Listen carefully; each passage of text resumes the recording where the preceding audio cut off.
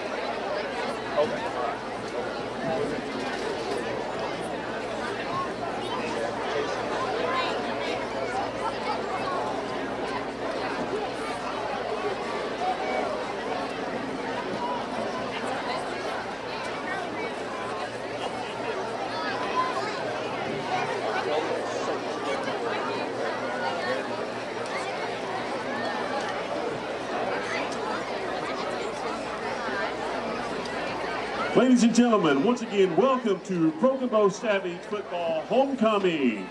At this time, we would love to say thank you and welcome home to all of our alumni.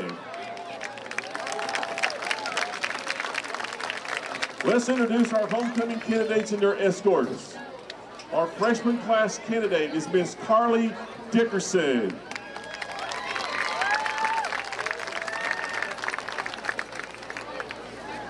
And Carly is the daughter of Cassie Dickerson and Jose Rios.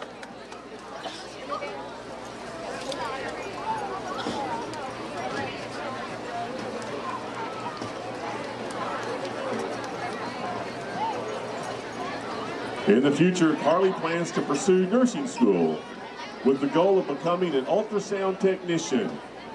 While working towards this career, she also hopes to continue her passion of playing basketball. And Carly is committed to working hard, staying focused, and always striving to reach her goals. And above all, she wants to make both her and her family and herself proud. Miss Cassie Dickerson, or Miss Carly Dickerson.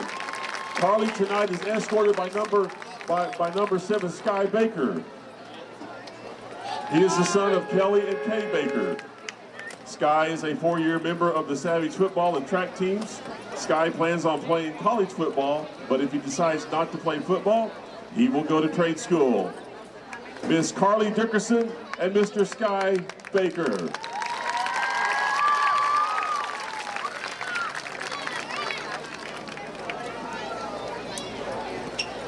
Our sophomore class candidate is Miss Caroline Skelton. Caroline is the daughter of Mo and Andrea Skelton.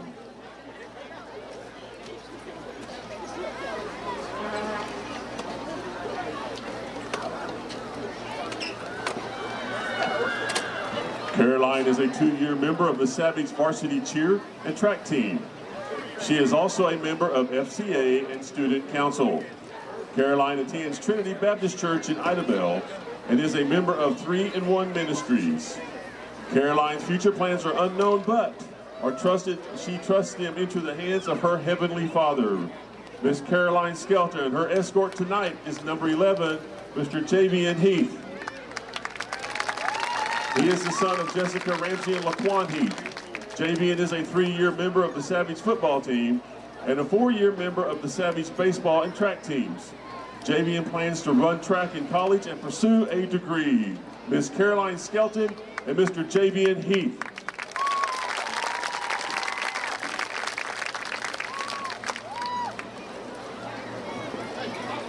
Our junior class candidate is Miss J.C. Tomlinson. She is the daughter of Jason and Lacey Tomlinson, triplet to Talon and Laney Tomlinson, and sister to Jagger Tomlinson.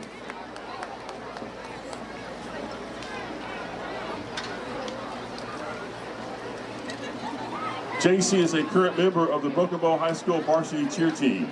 She is the vice president of membership for the FCCLA chapter and also a member of student council. J.C. doesn't know exactly where life will take her, but she knows who she wants to walk with.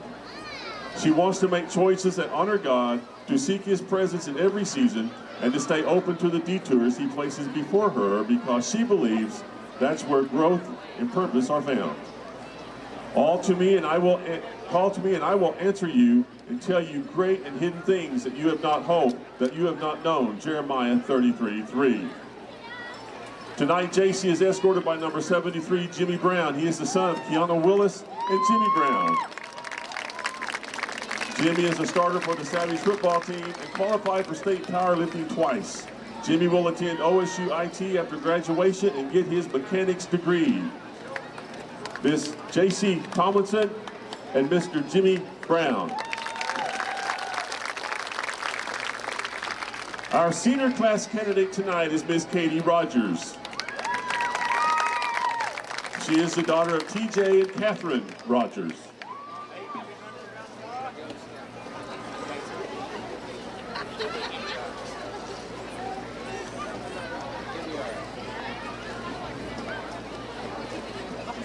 Katie is a 4-year member of the Lady Savage varsity basketball team, a 4-year member of student council, and a 4-year member of FCA.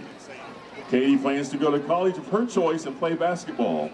She also plans to obtain the degree of her choice and follow God's will for her life. Miss Katie Rogers and her escort tonight is number 53, Kale Ginn. Kale is the son of Bubba Ginn and Carissa Lee. Kale is a 4-year member of the Savage football team and a 4-year member of the Savage baseball team. Kale plans to play college baseball and get his degree in business management. Miss Katie Rogers and Mr. Kale Ginn.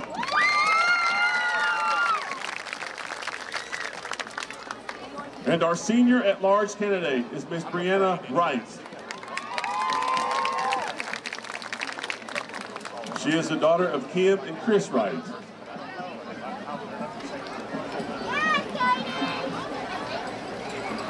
Of course, I haven't changed at all. Brianna is a 2025-2026 chapter president of the Broken Bow FFA. She is active in student council and her youth group at Trinity Baptist Church. Showing livestock is her favorite hobby, she is planning on attending the college of her choice while pursuing a degree in early childhood education while continuing to let God's light shine. Brianna is escorted tonight by number 8, AJ Brannon. He is the son of Marion and Jackie Wheeler. AJ is a 4-year member of the Savage football, basketball, and baseball teams. He is also a member of Student Council, Spanish Club, FCCLA, and the Sports Media and Production Team. AJ's plans are to play college football at UCO, earn a degree in aerospace engineering, and he would like to become a youth pastor and start his own student ministry. Miss Brianna Wright and Mr. AJ Brannon. Our flower girl for this evening is Miss Ella Price. Ella is the daughter of Kinsey Price and the granddaughter of Jason and Catherine Price. Ella is 5 years old and in Mrs. Clay's kindergarten class this year. Her hobbies include baking with Grammy, and doing endless art projects, coloring, painting, and pretend play.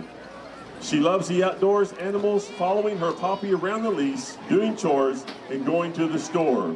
Ella wants to be a cheerleader when she grows up. Tonight, Ella is escorted by Jet and Rhett Axton. Jet and Rhett are the 5-year-old sons of Lane and Presley Axton. Their grandparents are Kevin and Diana Davis of Baptiste, Tony and Alicia Axton of Baptiste, and Robin Axton of Kingston. They are proud kindergartners at Derricks Elementary. They enjoy being outside playing football, baseball, basketball with their friends, and fishing with Bubba. They are DC's biggest fans and love everything Savage. When they get big, they want to be just like Big Graydon. Ella Price and Jet and Rhett Axton. Ladies and gentlemen, let's give a big round of applause for all of our candidates and their escorts.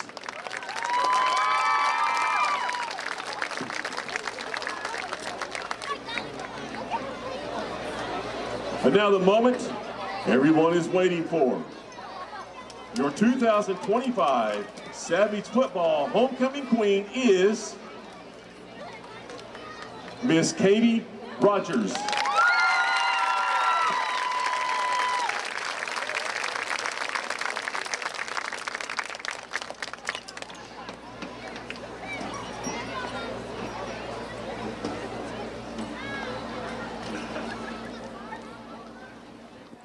Katie Rogers. Following, I actually get at least one of her older sisters was also a homecoming queen, I believe, for the football team. I think it was Chloe Rogers, that former homecoming queen, as she gets some new hardware put on by Cale Ginn, senior defensive end. Man, he had a great game. We're going to talk about that here in a few minutes. What a great moment. It's a great night for a homecoming, man. You know, we talked about this last week, but the weather has cooperated. Memorial Stadium, it's less than 90 degrees. So anytime you're in late August, early September, and it's not 100, we are happy here. Beautiful new homecoming queen beginning her reign here. And I hope that's all the rain we have tonight. Don't think there's any in the forecast. We're going to, while they get settled, take photographs, etc., we are going to take a quick break here from our sponsors to bring you these live streams. Make sure and thank them when you see them around town, around the county. Tell them how much you appreciate being able to watch Broken Bow athletics and other events on this live stream channel at Broken Bow Savages YouTube channel, as well as the social media pages for Broken Bow and the website. So we'll have a quick word from them, and then I'll be back with Skip Copeland, and we'll have some pregame for tonight's matchup between the undefeated Broken Bow Savages and the Durant Lions. See you in about 5 minutes.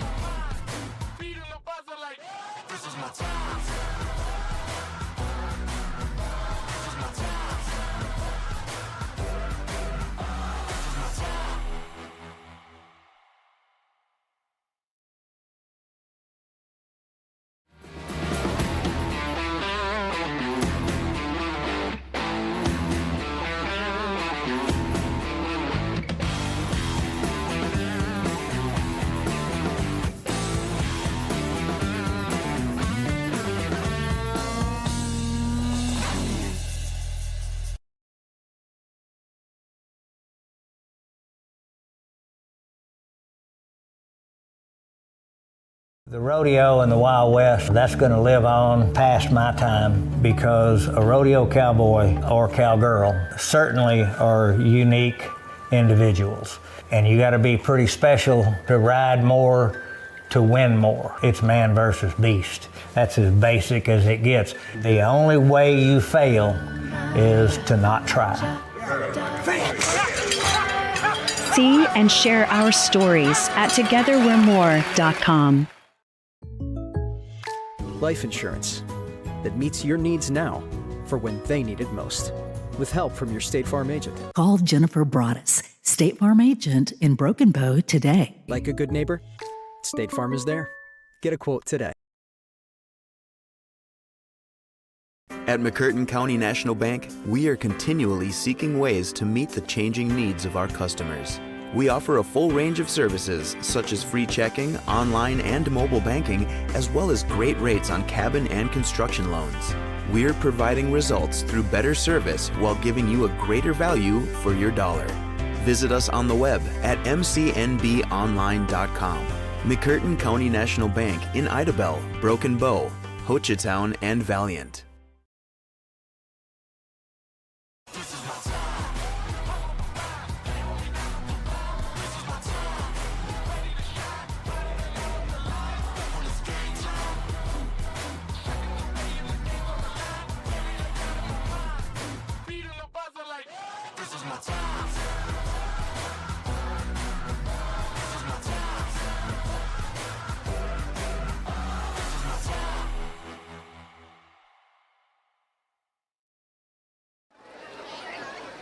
Welcome back, or welcome if you just joined us. Chris Chandler here along with Skip Copeland on a actually kind of a really kind of pleasant night for early September.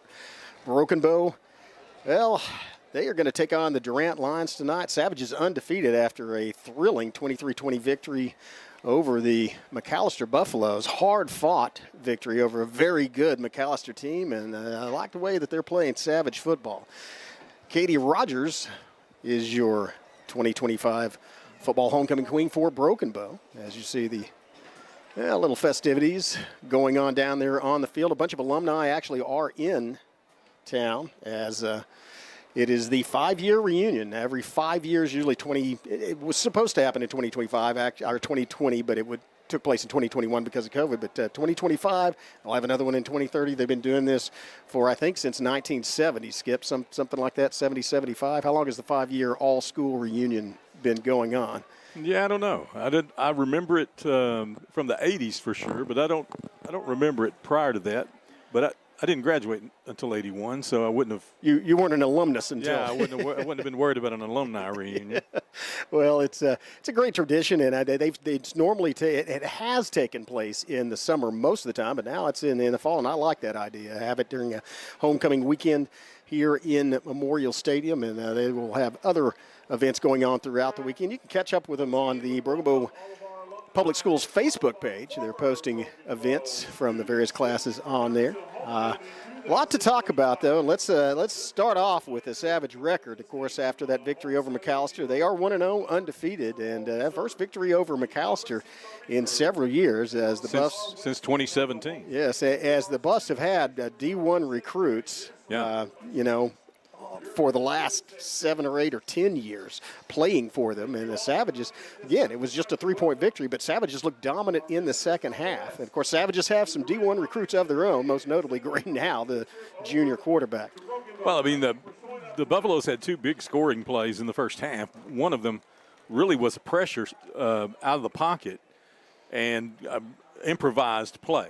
I mean, you could call it a broken play, but it wasn't broken. It was just pressured out of the pocket, and he kind of shot-putted the ball or flipped it out, and then their D1 receiver picks it up and outruns us. I mean, there's not much you can do about that. If he's faster than you just chase him until he gets to the end zone. And pray he trips or stumbles. Just hope or he something. falls. Yeah. And then the other time, I don't know exactly what happened. We had a misread or we had somebody out of position, and they were able to score on a running play. But other than that, those were the only 2 big offensive plays that we gave up in the game, and we had a really stellar defensive effort, able to beat the number 5 team at the time in Class 5A, 23-20. And here come the Durant Lions with 26 seniors in their roster, believing that this might be their season to actually break out under head coach Todd Vargas. He's been there since the COVID year in 2020. So he's bringing his team back in tonight, hoping to spoil our homecoming in much the similar fashion that we did to them last year. So we were their homecoming patsy last year, and we didn't turned out to be quite the patsy that they hoped we would be. They got a full dose of Graydon Howe. Ran for, I believe, 3 touchdowns, had over 200 yards rushing, and I think over 200 yards passing in that game last year. Let's quickly look at the current stats for Broken Bow's offense. We're talking about Graydon Howe. Of course, 1 game, so this is going to be the season stats, but 420 yards. That's just that's pretty amazing if you think about it against McAllister. And that's the thing. It's not against some weak sister opponents. It's against 5A ranked McAllister Buffaloes. And Tell me what that top stat says, Chris. I can't see it. We got a sponsor bond. We had 42 rushes. 168 yards rushing. Yeah, and so and 252 passing. Okay. Exactly 4 yards a carry. But that's the thing. 42 rushes against a team like McAllister, and it was tough. The longest run was 12 yards. That's pretty amazing. But we did manage to block them. We managed to make some holes for our running backs and managed to move the ball. And it was a pretty balanced attack, as you see. 250 yards passing. Again, now almost 100 of that was on 2 passes, and that was from Graydon Howe to Dejon Hall. Dejon Hall's grown from a 5'11", 160-pound freshman with good hands to a 6'2", 183-pound sophomore with football magnets in his fingers. He does not miss catches. Well, I mean, when you look at the stat sheet there and you see 420 yards of offensive output against a top-ranked Class 5A school, that's an impressive offense. I mean, and we didn't do everything right. We had some pre-snap execution problems. We had some shift and motion issues during the night. We had quite a few things that looked like we were in our first week of the season, but at the same time, we executed very well. And I'm telling you what, we played hard every snap. That's what was impressive about this team is how hard they went at it. Really on defense, I thought they were physical and aggressive, exactly what you want the Savage defense to be. And if they come out and do that again tonight, they'll be successful again. Yeah, we don't make mistakes and don't stop ourselves sometimes. We can move the ball against, I think, anybody based on that. So, for example, on the first scoring drive, we had 0 negative yards plays and 0 for no gain. We went 51 yards in 10 plays, 8 carries, and 2 passes. And the 8 carries were by 3 different rushers. We had Neal, Patrick, and Howell all carrying the football. And then the passes were to Pratt and Hall, 2 different receivers. And so that kind of balance is extremely difficult to defend. It wears down your opponent, and Savages are hoping to continue that throughout the season. Well, the Savages and the Durant Lions have played each other for quite some time, actually. That's a overall record, 16 wins for the Broken Bow Savages, 9 wins for Durant. The last time that Durant beat Broken Bow was the last time they were here in this stadium on a comeback last-second field goal to win the game 20-19 on a game that the Savages thought they had won. I mean, they really did. We thought that the game was over, and Durant had other ideas about it. Heartbreaker for the Savages and a thrilling victory for Durant. And that's the thing is you got to play until the clock expires. You got to play until that final whistle. Savages going to have to do that tonight. They did make their own opportunities against McAllister, and that's something. They created 4 turnovers. Braden Williams stripped and recovered the ball on a great play. It was just he came out off the side, made contact with the ball carrier, pulled the ball out, and then jumped on it, recovered it. Mason Mays pounced on one in the second half kickoff return. Another, great turning moment. It's a second half, it's a kickoff, and we get the ball back. And then Achilles Pearson grabbed a fumble in the third quarter, and then near the end of that game, Graydon Howe ripped the ball away from McAllister to end their drive with 2:07 left in the game. Just a great display of strength by the junior leader.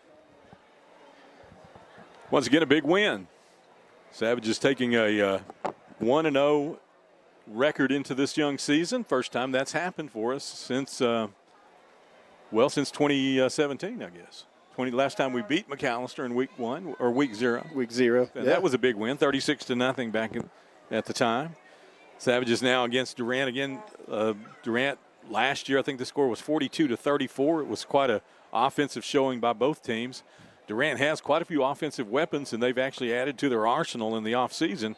Had a move in the former McAllister player, Kason Washington Mazie, is now a Durant Lion. He plays wide receiver for them to go along with that quarterback, Cole Robbins, that we saw last year. He's a fantastic talent. He's a big kid, 6 foot, about 200 pounds, great arm, throws the ball really well, right on time, and right on the money typically. So we'll have to defend him tonight. Yeah, we will, and we'll be absent a couple of defensive backs. Sky Baker will not play tonight. As you saw him escorting one of the Queen candidates in streak, well, not in streak, in his jersey, but no pads. And so he has that, and that great punt return. He had a shoulder injury, and so hopefully he'll be back in a couple of weeks, hopefully, something like that, mid-season maybe, but it's not a season-ending injury, but you sure hate to see that happen to a senior. So somebody else is going to have to step up and fill in, and we will have to put some pressure on Robbins because he can throw it a mile. You don't want to give those receivers time to get downfield. One of the guys that's going to do that is going to be Cale Ginn. What a tremendous game for the Savage senior defensive end.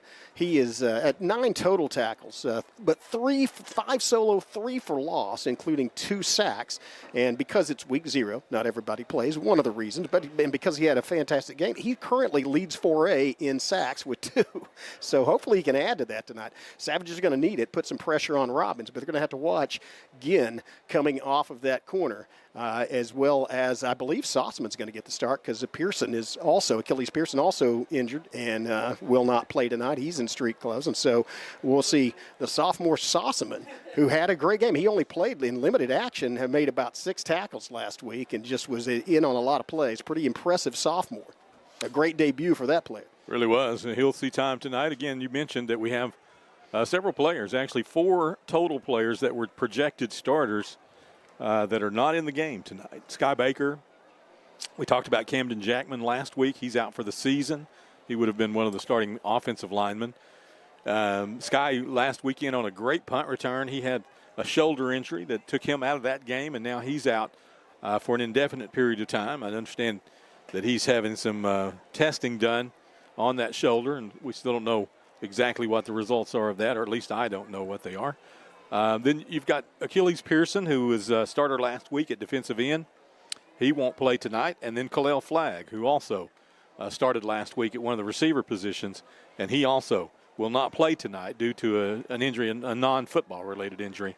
But he's out for a couple of weeks as well. So you got some kids that are not in the game tonight. So that's the next man up, step up, get the job done, take care of business, get out of here with a homecoming win. And that's one of the things you'd like to see, and we have seen in this Maverick Lang era, he is building this football program.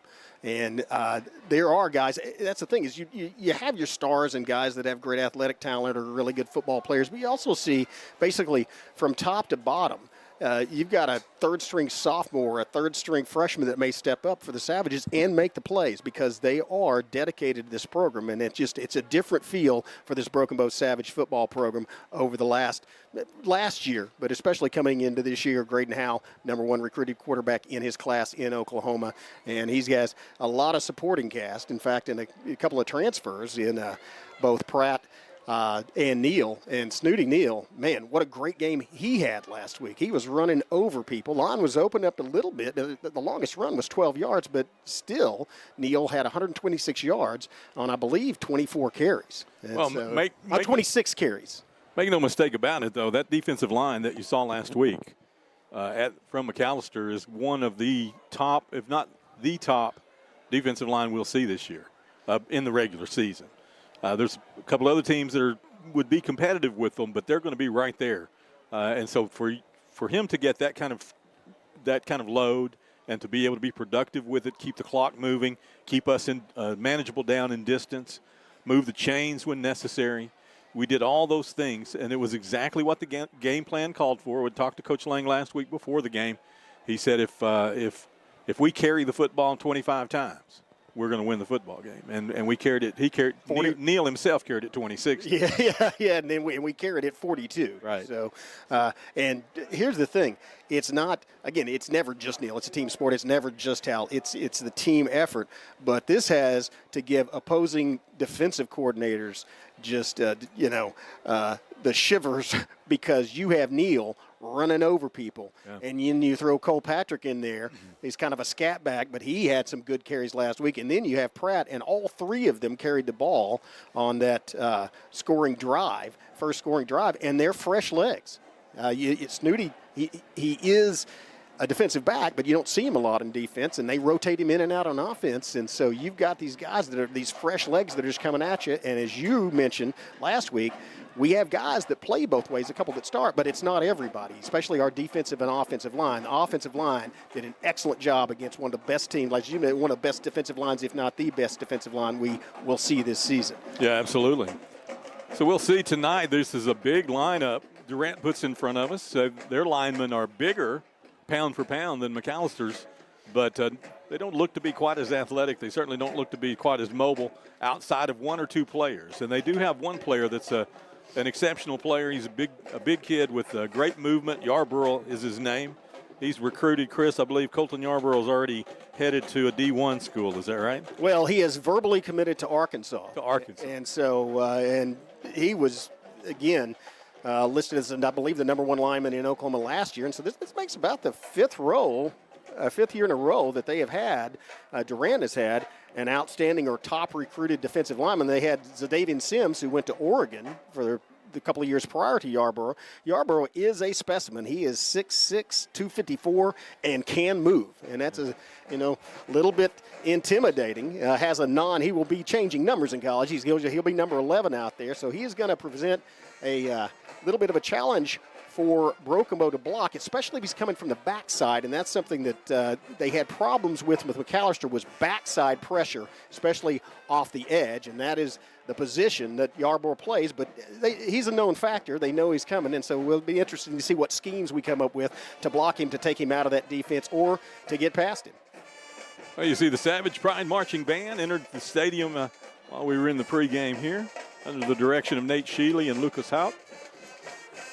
They're performing for the home crowd right now. The cheerleaders and the dance team as well are colorful tonight. Homecoming night. Queen coronation ceremony has taken place already.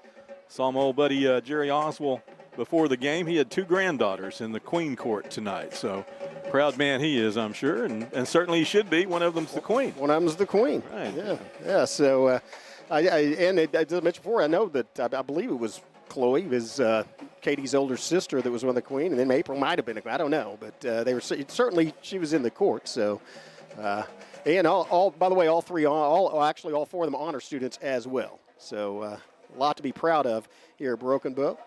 The band's playing, the dance team and cheerleaders are dancing, and It also is the 5-year reunion, as you mentioned, and there's some other activities going on this weekend associated with the reunion, right? I know there's a street dance tomorrow night, and I think there's some activities during the day tomorrow. I'm not sure where those are at exactly, but yeah, it's set up in it. You can find it on the Broken Bow Public Schools Facebook page. There's a post of the for all the events. Okay.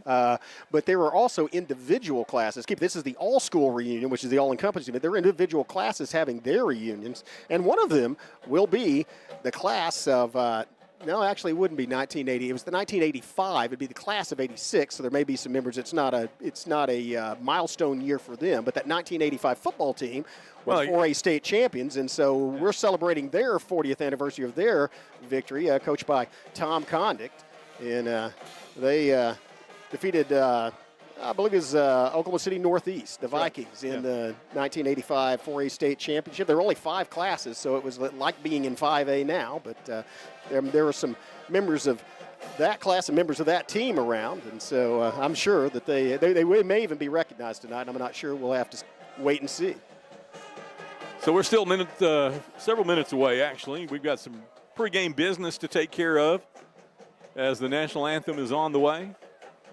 As the Savage Pride Marching Band will probably give us a rendition of the fight song first, I would imagine. They usually do. Yeah, and also I do want to mention that, again, thanks to your sponsors you see in those advertisements. You see them rotating up there in the banners in the upper right hand of your screen. Also, I do want to throw a shout out to, it's one of our banner sponsors, not a business partner, but to Crystal Force Wedding and Event Venue. It is actually occupied tonight, I believe, by the owner, Dennis Jordan. Former Savage alum and former Savage football player. He's getting married, so congratulations to Dennis and his bride. Also, right there in the area, I want to thank Oklahoma Pools, Spas. I guess if you combine pools and spas, you get Paws. Pools, Spas, and Outdoor Designs right there north of Broken Bow. Thank them for being a banner sponsor. Appreciate their sponsorship. And then all of our business partners for this school year. Probably have a What do you think? They're about to. I see the captain's lined up for the coin toss as the band plays. So we'll probably just stay right here for the coin toss, and then. Yeah, let's let them play the fight song here. Yeah.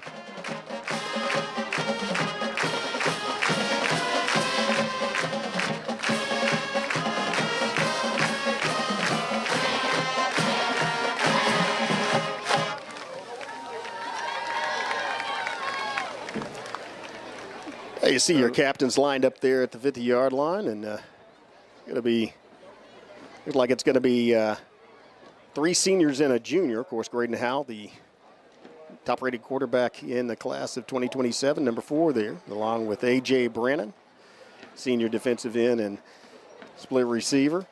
Cale Ginn, we talked about him, the current leading sack leader for Class 4A for Oklahoma, number 53.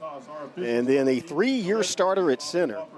McDaniel, just a fantastic center. And one slight correction there. AJ's a Sam linebacker. Oh, that's right.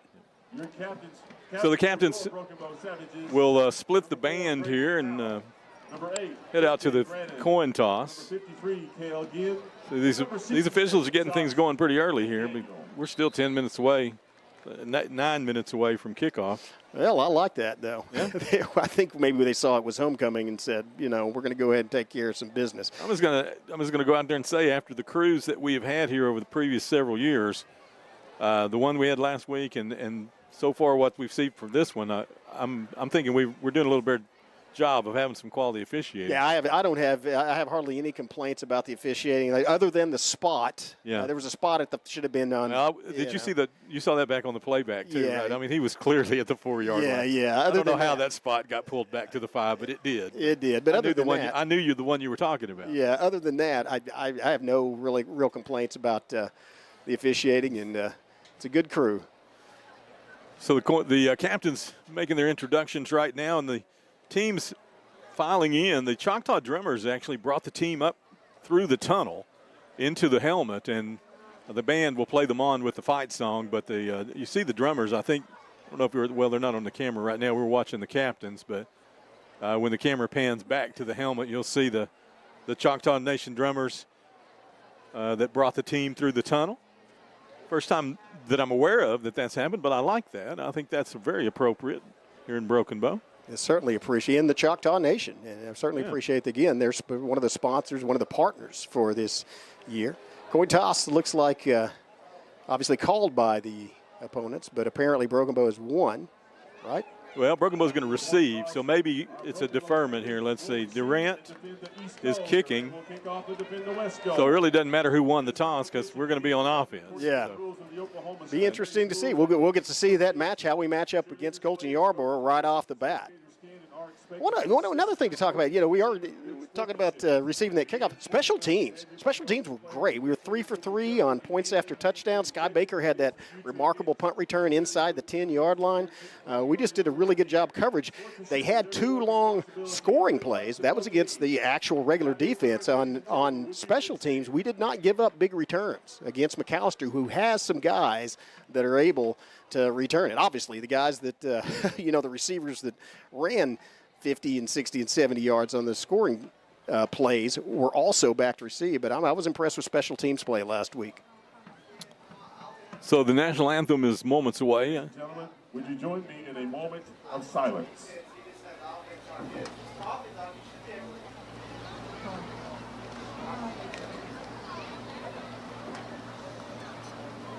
Thank you. And now the Savage Pride's Marching Band will honor America, our veterans, and first responders with the playing of our national anthem.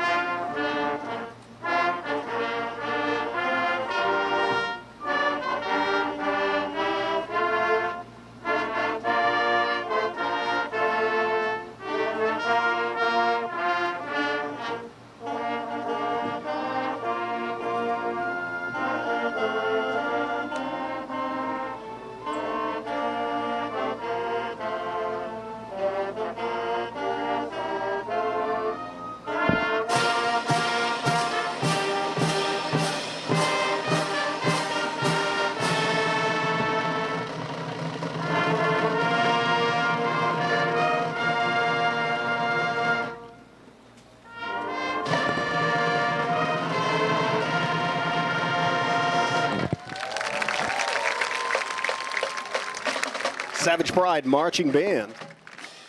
And I don't know if they're slated. They're obviously not in their full uniforms. I don't know if they're slated to play at halftime or not. It may be because of the heat is why they didn't play last week. But I know it seems in the years past that they wait till they've done their competition and then they start to march. But I don't know for sure. This is homecoming, and it's early in the season. Normally, homecoming is not week number 1. And I know we played last week, but last week technically was week 0. Right. Here we are, the first week of September, and we're having homecoming. Homecoming, typically in Broken Bow at least, has been an October event. Yeah, it was a situation where we either had, I think the opponent might have been Ada, either you're playing Poto or Ada or somebody like that, for homecoming. And we are going to Idabel, then we have an off week, then we're going to Glenpool. So, it might be mid-October before we could have the homecoming ceremony. And so that's why that decision was made. We'll find out. If they do, we will bring you all the halftime action. And if the dance team dances, cheerleaders, whatever the band plays, you will see it. Here come the Savages. Well, we'll see what kind of emotion the Savages have in them when they start this football game. Last week they came out absolutely fired up and ready to go. Tonight we'll see. There's been a lot of, as the coaches would say, distractions. So you've had parades and coronations and different things going on, and you just hope that your football team can get their head on in the right place as the game begins here. The Savages will be on offense first. So we'd like to see some execution, no mistakes, none of those double shifts and pre-snap fouls that we saw previously last week. So the Savage kick return unit on the field first, back deep last week. Isaiah Fields and Dejon Hall were 2 of the deep backs. I suspect they'll be in the huddle here tonight as well. In fact, I see both of them out there. So there'll be your deep backs again tonight. I watched the Durant Lions kicker in the pregame, and they're both their kickoff guy, who is different kickoff man than it is their field goal guy. Both of them, though, have very, very strong legs. The kickoff man was putting it easily into the end zone, and then there was I watched their place kicker make a 45-yard field goal. Wow! On the last that was the kick that he exited the field with, and. He bounced it off the crossbar over the bar, but it went 45 yards exactly. That counts. It does count, absolutely. Are you ready for some football? I am. Week 1, Class 4A Broken Bow, Class 5A Durant. Let's get it on. Set the scene for you. The Savages in their black uniforms, white numerals with the gold pants. Blue pants, white jerseys, red numerals for Durant, and the kick is underway. Fair catch called for and made by A.J. Brannon. At the 35-yard line, the Savage offense will take over. At the 35, Graydon Howell, along with, looks like, I don't see the running back there in the huddle. We'll wait till they hit the field, but probably. There may not be. It could be an open backfield. Yeah, it could be. I didn't see the running back in the huddle, but I think 20 is in it, actually. Snooty Neal, Snooty Neal's he is out there. So Neal and Howell will be the backfield. The receivers, Isaiah Fields. Got Cade Pratt at the H-back. Brannon and Hall split wide left. Fields split to the right. Hand off to Neal. Straight ahead, looks for running room across the 35, 40 to the 43-yard line. A big run, 8 yards on first down for Neal. Straight up the middle, right behind Josh McDaniel and those 2 big guards, and a nice surge. Nothing fancy. That's power football, and that's, keep in mind, longest run they made last week was 12 yards. That was a nice 8-yard one right there. Lucas Curry, Hunter Shomo in there helping push things around. Savages look to the sideline for a change of play. Second down here and a long 2 yards to go. Going to try that again. Hand off to Neal, caught in the backfield, tackle for loss. He's going to lose 5 of the 8 that he gained. So a net 3 will face 3rd and 7. Clock on the move, 11:15. First possession for either team here on homecoming 2025. And they tried the other side. That's the side with Yarborough. Yarborough was not in on the tackle, but I think they had to double team him, and as a result, they sprung a couple of other guys, defenders for Durant, that were able to make the tackle, and they are going to be keying on maybe keying on. It looked like 20. it looked like a zone read, and it maybe took a little bit too long to develop in the backfield. Here's Howell, going to roll left on 3rd and 7, looking for room, pressure. Gets away from the pressure, but has to step out of bounds, and he's going to lose 3 more. back to the original line of scrimmage, and the Savages will face 4th and 10. A nice defensive stand that time by Durant after giving up 8 yards on first down, 2 tackles for loss, and now the Savages will punt. And Hal had to elude one would-be tackler, but coming down from the backside was Colton Yarborough sprinting at him, and so he did not have time to get the ball off. This is A.J. Brandon in punt formation, rugby style, rolls right, kicks it, nice ball. It's going to bounce at the 25 into the 20. Picked up at the 15-yard line and on the return to the 20. 25-yard line, hit hard there and brought down by Bentley Brown. A flag comes in on the tackle as the contact was up high on the return man. We'll wait and see what the penalty is, but the Durant Lions have returned the football to the 27-yard line, and if the penalty's on Broken Bow, they'll have decent field position to begin their football game. That's usually in the area of a block in the back or clipping. Well, it actually came in on the contact at the tackle, so I was thinking it perhaps might have been something about the contact that was flagged. Helmet to helmet? Well, it was up high. That's why I was concerned about it, yeah. Let's see what the call is. Here's the referee. Personal foul against Broken Bow, and that is what it is. Was the contact held up high. When you target a player's head, when you hit him in the helmet, you're going to get flagged for it. So that's a 15-yard penalty. They step it off from the 27-yard line. It should go to the 42-yard line. And the Savages will be defending from there. That's unfortunate. It negates what otherwise was a great punt with great coverage by Broken Bow. And so the 41 is where they spot it. Technically, I guess it's a 14-yard penalty. 14 3/4. Yeah. 1st and 10 for the Durant Lions. Here's an interesting formation. Pistol with 2 H-backs. Savages will give them 5 the easy way as Jackson Porter steps off sides. And this is what we worry about, Chris. Distractions, how your head is your head in the game. You see the Savage offense losing yardage on 2 consecutive plays. Now we have a pre-snap foul. We give them 5 the easy way following a 15-yard penalty. We've got 20 yards in penalties, and they haven't snapped the ball yet. Yeah, and it all comes down to focus, which is one of the things what you were describing. And the Savages are going to have to get focused in a hurry. This is not a bad football team on the other side. Robbins in the pistol. He has Manhart in the backfield behind him with the 2 H-backs and 2 receivers. The Savages again timing the snap improperly. Here's Robbins wants to throw the football down the left sideline. Pretty good pass targeted, but it was in and out of the hands of his receiver who winds immediately to the officials. I didn't see a lot of contact there, but I did see the ball hit him in the hands, and it hit the ground after that, so I'm not sure you can blame anybody. That was an excellent pass by Robbins because it was pretty good coverage over there by, I believe that was Fields and Hall. Yeah, it was doubling up. Yeah, it was Fields that were man up on him there, and then the safety floated to help. So Robbins on 2nd down and about 6. Handoff inside, tucks his head, is going to go for the yardage to the line to gain, and looks like he's crossed it. That's going to move the chains with 10:29 left. Here in the first period, the clock stops as Durant has the first down of the game via action. They did get that first down on penalty a moment ago, which actually would have been first anyway because of the punt return. So 1st and 10, Durant. Same formation. They'll move the H-backs into a double tight look on the right-hand side. That's the wide side of the field here. 2 receivers in formation as well. Savages with a 5-man front. Going to look for a handoff, pre-snap whistle. Stops play. That's going to be on the defense. Offside. Offense. Nope, it's against Broken Bow.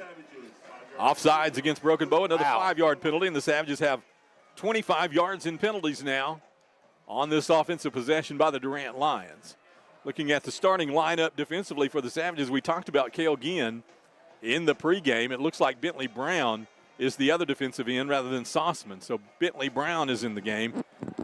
Jimmy Brown at one of the tackles, and Jackson Porter at the other one. We'll talk about the linebackers in a moment. They've sent Robbins, the quarterback, in motion. He's gone out for the pass. It's picked off. You can't hit the ground and return it, but that's Dejon Hall. Durant crowd wanted an interference called. Robbins was the quarterback. He went out into the flat on a wheel route, and then number 0 threw the ball out, but he threw it to Dejon Hall. That was a beautiful play by Dejon. Dejon saw the pass, did what you want to do is from that safety position. Go over, play the ball. You already have somebody that's on the man. I believe that was Fields again on that coverage, and so he just jumped in front of the receiver, pulled down the ball. That's a big turnover. It stops what would have been But with that kicker possibly in field goal range already. Savages get the first turnover of the game, and now they get another chance on offense. 9:58 to play first period. Turnover by the Lions, and the Savages will try it again. Here's Neal in the backfield. Handoff, nice running room. Across the 15-yard line, cuts it back to the 17. Runs into the arms of one of the Durant linebackers and goes down there, but a nice gain on the play of 3, maybe 4 yards. Second down, we'll call it a long 7 here. Yeah, that was a tough hit that he took at the end there, but pretty good blocking. His contact wasn't made until a yard or two off the line of scrimmage. So Savages doing an okay job with the O-line. So Broken Bow in the pistol formation with a back in front here. Neal's going to have a lead blocker in front of him, but he'll run straight ahead. Kind of cut that back to the middle that time, Chris, and ran right into traffic. He's going to push close to the 20-yard line, maybe across. They're going to spot him at the 21 about. And the Savages will face third down and a long 3 yards, maybe right at an exact 3 yards here. 3rd and 3 for the Savages. And they've got it again. They're double teaming Yarborough on that opposite end, and so that's leaving somebody unblocked there from the linebacking core. Curry and Hammond's in the game at tackle. McDaniel's the center. Hunter Shomo is one of the guards. Here's a handoff to Neal, looking for first down yardage, cuts it back and does not get to the line to gain. He needed to get just across the 24-yard line, and he did not get there. He's across the 23. He's going to be about a yard short, and the Savages will send the punt unit on. Again, clock moving with 8 minutes, 30 seconds left here in the first period. We'll see Brannon again to kick. Yeah, they had a great punt last time, just kind of negated by that penalty, but they, again, 2 men back to receive. This kick doesn't turn over quite like the last one. It'll bounce high and be fielded at the 40-yard line thereabouts, 38-yard line maybe. Stepped out of bounds as he was fielding the football. Looks like the official has him a 37-yard line, we'll say. The 37, 8:12 left here in the first period. No score, and Durant has their second offensive possession of the football game. Yeah, Savage defense stopped that last one with an interception. And, that's the thing we had talked about in the pregame. No, we had talked about before the game, I should say, about how Colton Robbins can throw it 60 yards downfield. It's just he doesn't have that big receiver that can go up and take it away from the likes of Broken Bow's secondary. And hopefully we'll get another pick if they try that again. So we see 51 Sossaman in the game at the left defensive end position this time. Still Porter and Brown up front. It's like Braden Williams on the outside. He's rushing as well. Handoff in the backfield. Manhart straight ahead. Pratt has him, and down he goes after a short gain, maybe a yard. Give him a little more than that, up close to the 40-yard line, but not quite. That was a nice team effort. Braden Williams actually shoved the guy that was trying to block him back into the running lane, forcing the back over, and a nice fill by Pratt to make the tackle. Got Isaiah Fields and Javion Heath at the corners. Cole Patrick is the strong safety. And the free safety out there at the moment is Dejan Hall. Got Bladen Meddock at one of the linebackers and A.J. Brannon at the other. They had 2 guys shift. Handoff in the backfield, cutting back now, trying to find running room. Savages will hit him out. Flag comes in again at the point of contact. He gets across the line of scrimmage, maybe cross the 40-yard line. They'll spot him at about the 39, but the penalty, I believe, is against Durant. It'll be their first of the football game. That was a nice fit. Again, same thing with this time. It was Cale Ginn pushing his would-be blocker back in to the running back, forcing him to turn up. And there were, the entire Savage force unit on him once he did that. And you're right, it is against the lines, and it's going to move them back outside the chains. Yes, 10-yard penalty back to the 30-yard line, and the line to gain is the 48-yard line. So it'll be second down and 18. You see A.J. Brannon and Braden Williams alternating in and out of that sound linebacker position. That's Brannon on the field right now. Shotgun formation. Here's the reverse handoff for the jet sweep, and he's caught in the backfield. Nowhere to go as the Savages stay at home and do a really fine job there. It was an odd-looking jet sweep because he went behind the quarterback, and typically on that play you run in front of the quarterback. Joseph Flores was the carrier on the play. Man, that was a fantastic job by Jackson Porter on the backside, staying home, coming across, and forcing him to turn it up. And then it was the rest of the Savage defense. That was a jailbreak. They had about 5 guys back there to make the tackle. Savages seem to be getting into a little bit of the swing of things now, at least defensively, putting a nice stop on Durant at this point. 3rd down and 20. Durant dug themselves a bit of a hole here with that 10-yard penalty, but Savages now with a chance to make a good stop, get the football back with good field position. Robbins rolling right. He's going to carry the football. There's a penalty in the backfield. Ball is fired out into the flat. Was it caught? Flores did catch it at the 41-yard line. That's inside the chains, but nowhere near the line to gain. And I think the penalty is holding against the Durant Lions. The Savages probably, I don't know. If I was Maverick, I'd think about taking this. It's a 10-yard penalty. And it's already 3rd down. And considering that our offense in 2 possessions hasn't been able to move the chains, you're right. Holding against Durant. And Broken Bow will take it. I think that's a good move. I think move them back 10 more yards. Let's play field position right here. Well, and that means it's obviously a passing down. Last time he threw the ball up, well, I guess that time he completed, but with the penalty, last time the play stayed, we got an interception. I mean, clearly it's a passing down, to your point. 3rd down and a bus ride here. And so it's either, well, 3 things can happen. 2 of them are bad. So let's see what happens here. Whoops, I bumped that. Check your scoreboard. Make sure it's good. I bumped it. Completion, interception, incompletion, or a penalty. So 6 minutes left here in the first period. Clock on the move. Robbins and a pre-snap penalty. Illegal procedure against Durant. They're going to lose 5 more. And I've lost my ability to do this math. They're advancing beyond my, I'm going to need my abacus, or at least to take my shoes off. Yeah, I'll call Isaac Newton. 6 minutes even, the clock stops on the penalty. Line of gains to 47. Wow. Yeah, and the football's at the 13. Yep. So that's 35 yards, yeah? 34, yeah. Roughly, yeah. Yeah, 34 yards. Robbins in the backfield with Manhard. 2 receivers wide side, and they'll just hand it off, and he's hit immediately in the backfield. The Savages have him smothered and thrown to the ground. A.J. Brannon off that edge. Durant's not happy about the physicality there, but this is a football game. It is a contact sport, and the Savages made contact. That had no chance. We also had backside pressure coming from across the other edge, but Brannon just stood him up and moved him backwards. Got a little assistance there with So what began at the 37-yard line is now 4th down, standing in his end zone to punt the football. The Savages should receive this on the line into the field. We may go for the block on this, even if you get the penalty. Then they're not going to get a first down. I think Broken Bow jumped off sides there. Yeah. So we'll give him 5 back to the 10. That'll give him a little more room. Let him stand kind of at the goal line rather than in the end zone here. Dejon Hall will back up into Savage territory at about the 45. Oh, that's great. That's great now. Great now, yeah. Because the good news is you don't have that kid that returned that punt last week so well. The bad news is you have Graydon Howell back there. Yeah. In for Sky Baker. Here's the snap, a high one, but he feels it. Rugby-style kick, and he's going to kick it away from Howell. It'll go well out of bounds. That looked like that come out at about the 33-yard line. And through the Savage cheerleading squad. Let's see where they get him. Let's mark him right here. I think it went to 33 is what I said.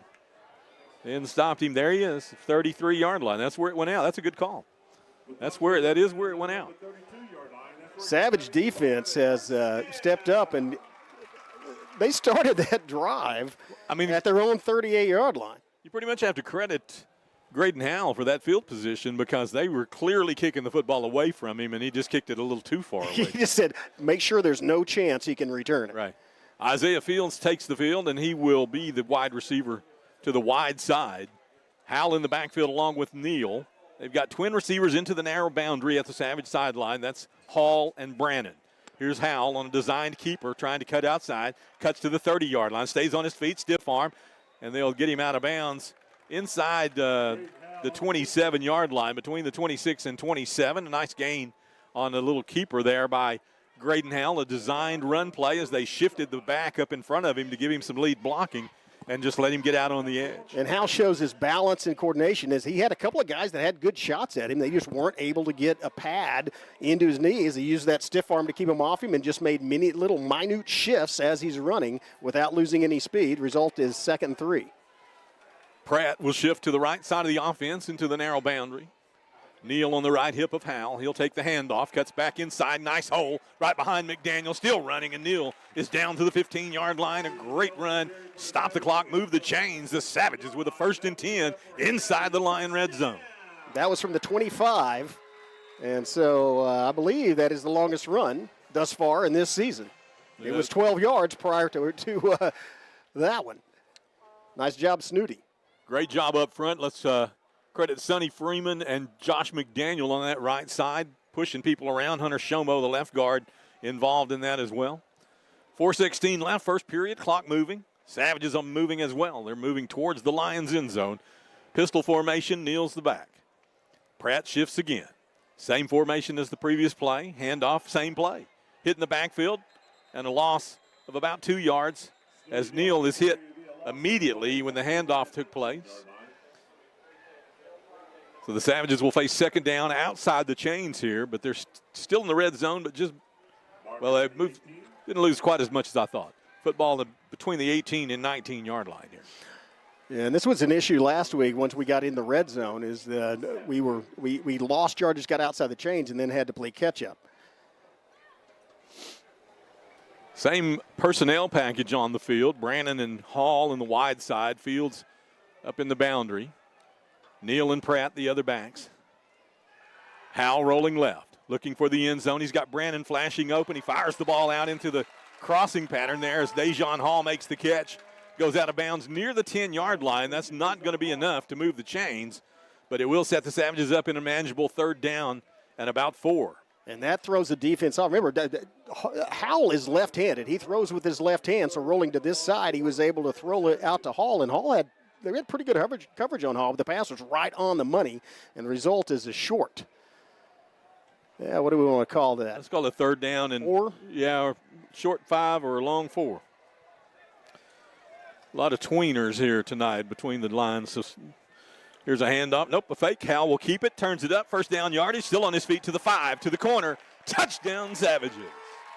Well, that was a explosion. You could see the speed of Graydon Howell as he took off, saw that corner after he shucked one tackler. It was just a race to the corner, and he wins that race every time. So the Savages shake off some early cobwebs with an easy little touchdown run by Graydon Howell. He made it look easy anyway. But that, yeah. It looked easy. That's nice. Howell. 3:06 left here, first period. 6-0 Savages. Zaragoza in for the extra point. Good snap. The hold is down. The kick is up. Dead center. 7-0 Broken Bow. 3:06 to play. You're watching Broken Bow Savage football on the Broken Bow Savages YouTube. Experience the charm of downtown Broken Bow and discover a wide variety of newly opened shops, tantalizing dining experiences, and an inviting lounge waiting to be explored. Whether you're shopping for unique finds, getting in a quick workout or sauna, or soaking in the lively atmosphere with some ice cream, our downtown area has everything you crave, completely revitalized. Embrace the excitement and let the heart of the community sweep you off your feet. Visit us today and ignite your senses in downtown Broken Bow.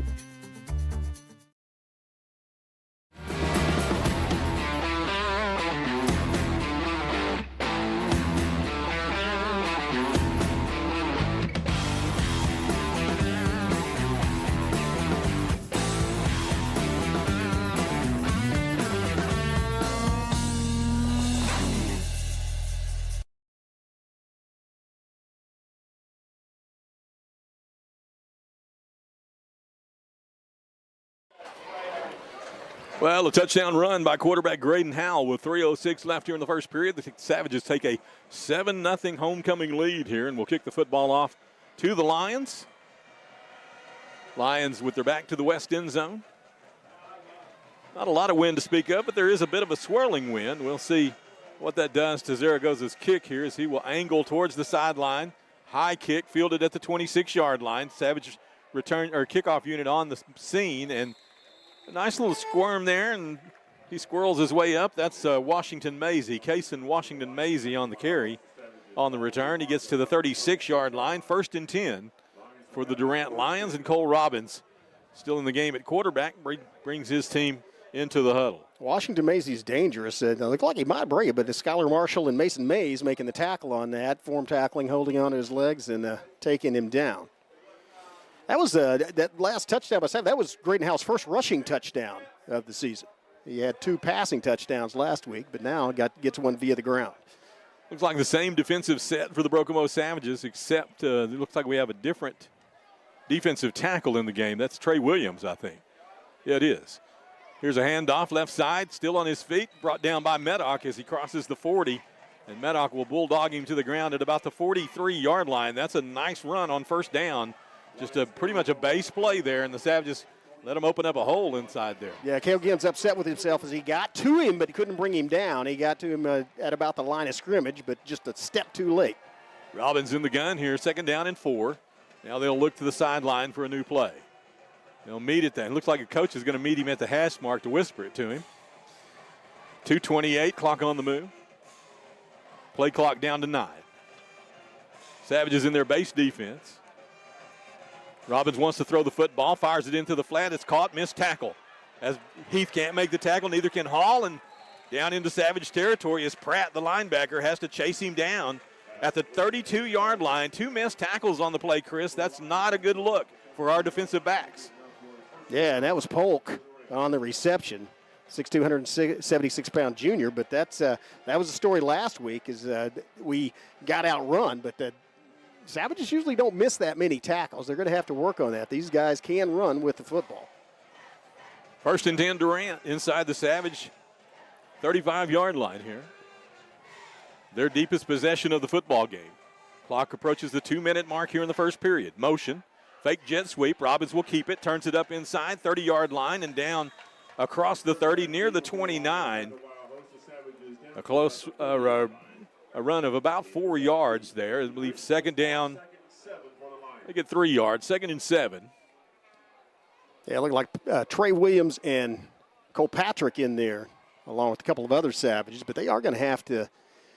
Well, it's a 3-yard gain. Yeah, going to have to get a little faster, meet them a little closer to the line of scrimmage. Empty backfield, 5 receiver set this time. Savages with 4 up front.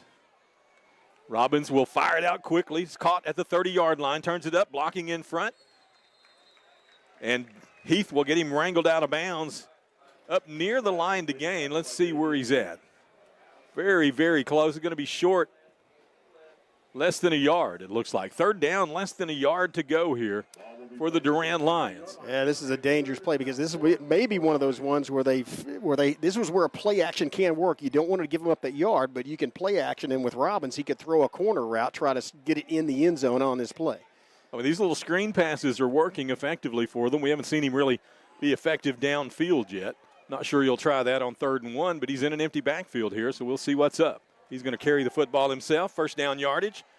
And down he goes inside the 20-yard line, the first red zone possession. As the clock stops with 1:14 left here in the first period, 1st down Durant. That was a wise play by Durant. You split out 5 receivers empty backfield, so you have to split defensive backs and linebackers to cover those 5 receivers away from the line of scrimmage, and then it's just one-on-one blocking if you can get a block, and there's nobody left for the quarterback. And so as a result, they get the 1st down on a 3rd and 1. So Jimmy Brown checks back into the football game, replacing Trey Williams at the defensive tackle position. They'll put the Manhard back in the backfield again, along with Robbins. 2 receivers wide left, handoff to Manhard, and he's trapped in the backfield as Pratt has him by the ankle and won't let go. That was a good move, almost a wrestling move by Pratt as he came down, rolled on the ground over, did not let go, and then popped back up holding the leg and not allowing any forward progress. Nice play by the junior linebacker. Sideline warning against the Broken Bow Savages. Sideline warning against the Savages. 37 seconds left here in the first period, and a tackle for loss recorded there by Pratt as he was the first man to make contact. And he had some help getting him to the ground, but he'll get the TFL on it along with whoever that was that helped him finish. Could have been Ginn. I saw him get up off the pile as well. I think this may be the last play of this quarter as the clock's under 25. Second down and a short 12 yards here. Twin receivers into the wide boundary. Robbins rolling in that direction. Now he's going to keep it. Looking for room. Guillen makes him cut back. Looking back into the end zone. Brandon can't get him. Robbins will reverse his field. There's a bad block, no penalty. Passes out and knocked down. There comes the flag. That was an obvious block in the back again. Remember, his back was injured last week. He was playing through the pain. He was at 100% supposedly this week, but so that's from the point of the infraction. That'll put him back into the field. That's a pretty nasty penalty right there. Yeah. Yeah, that's not going to help them a bit because they were down at one point inside the 20-yard line. That's where the series began. So that's a spot foul. It should come back from the point of the infraction. And Broken Bow is moving back. Why is the side line of scrimmage? What's happening? I don't know. The side judge is pointing at the Broken Bow end, so I don't know if that's supposed to be offsetting penalties or what. Well, you've got two flags on the field here. Here's the indication from the referee. Personal foul. Against slapping the helmet, hand to the helmet. Against Broken Bow. What's the call? But you got to have that. That's got to be a block in the back, right? Well, he's stepping off against Durant. So they're going to mark this one off and then go back the other way, I guess. Are they? They're not offsetting, right? No, they wouldn't be. I mean, it's not. Okay. Yeah. That was just you're right. He indicated it was against Broken Bow, but it wasn't. It wasn't, right. So that's going to do it on the first period of play. The time will expire. The Savages with a one-touchdown advantage here. Off of a Graydon Howell touchdown run, they lead the Lions 7-0 in homecoming Friday night. Let's take a break. We'll be back in just a moment with more Savage football. The rodeo and the Wild West, that's going to live on past my time because a rodeo cowboy or cowgirl certainly are unique individuals. And you got to be pretty special to ride more, to win more. It's man versus beast. That's as basic as it gets. The only way you fail is to not try. See and share our stories at togetherwe'remore.com. At McCurtain County National Bank, we are continually seeking ways to meet the changing needs of our customers. We offer a full range of services such as free checking, online and mobile banking, as well as great rates on cabin and construction loans. We're providing results through better service while giving you a greater value for your dollar. Visit us on the web at mcnbonline.com. McCurtain County National Bank in Idabel, Broken Bow, Hochatown, and Valiant. And welcome back to Memorial Stadium. Skip Copeland, Chris Chandler, along with Jonathan Callaway and Zach West, bringing you all the action here from Homecoming 2025. We'd like to make a special thank you to all of our media partners for helping us out, bringing these broadcasts to you live here on our YouTube channel, along with our social media feed and all the communications, honestly, all the communications that we have coming from the school to our family and community. That's brought to you by these media partners, and we couldn't do this without them. Appreciate them so much. Second down and a long ways to go. Second and about 25, it looks like. Yeah, line of gain is just inside the 10-yard line. So they didn't call the block in the back there. They called it an illegal contact, so that went back to the line of scrimmage. So there was a 15-yard penalty. Quick pass on the post and a flea flicker. Manhart has the football down the sideline, and the Lions have scored. Wow, that was perfect execution by Durant. That pass was thrown down to about the 20-yard line. You're reacting. The back coming out of the backfield catches the pitch in stride, and I don't know if they saw that. You just have to kind of be prepared for that. That was just perfect execution, though. 7-6, the Savages and the Lions. 11:50 left here in the first half, and the extra point on the way. I tell you, the Savages have gotten last week got it close to blocking a couple of these. Extra point attempt is up and good, and the game is tied.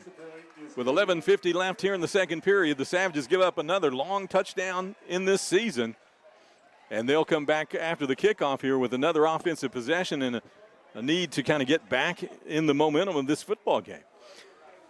Yeah, just 10 seconds into the second quarter. And that's again, keep in mind, after that penalty, they had a, I don't know, what was it, second and about 30?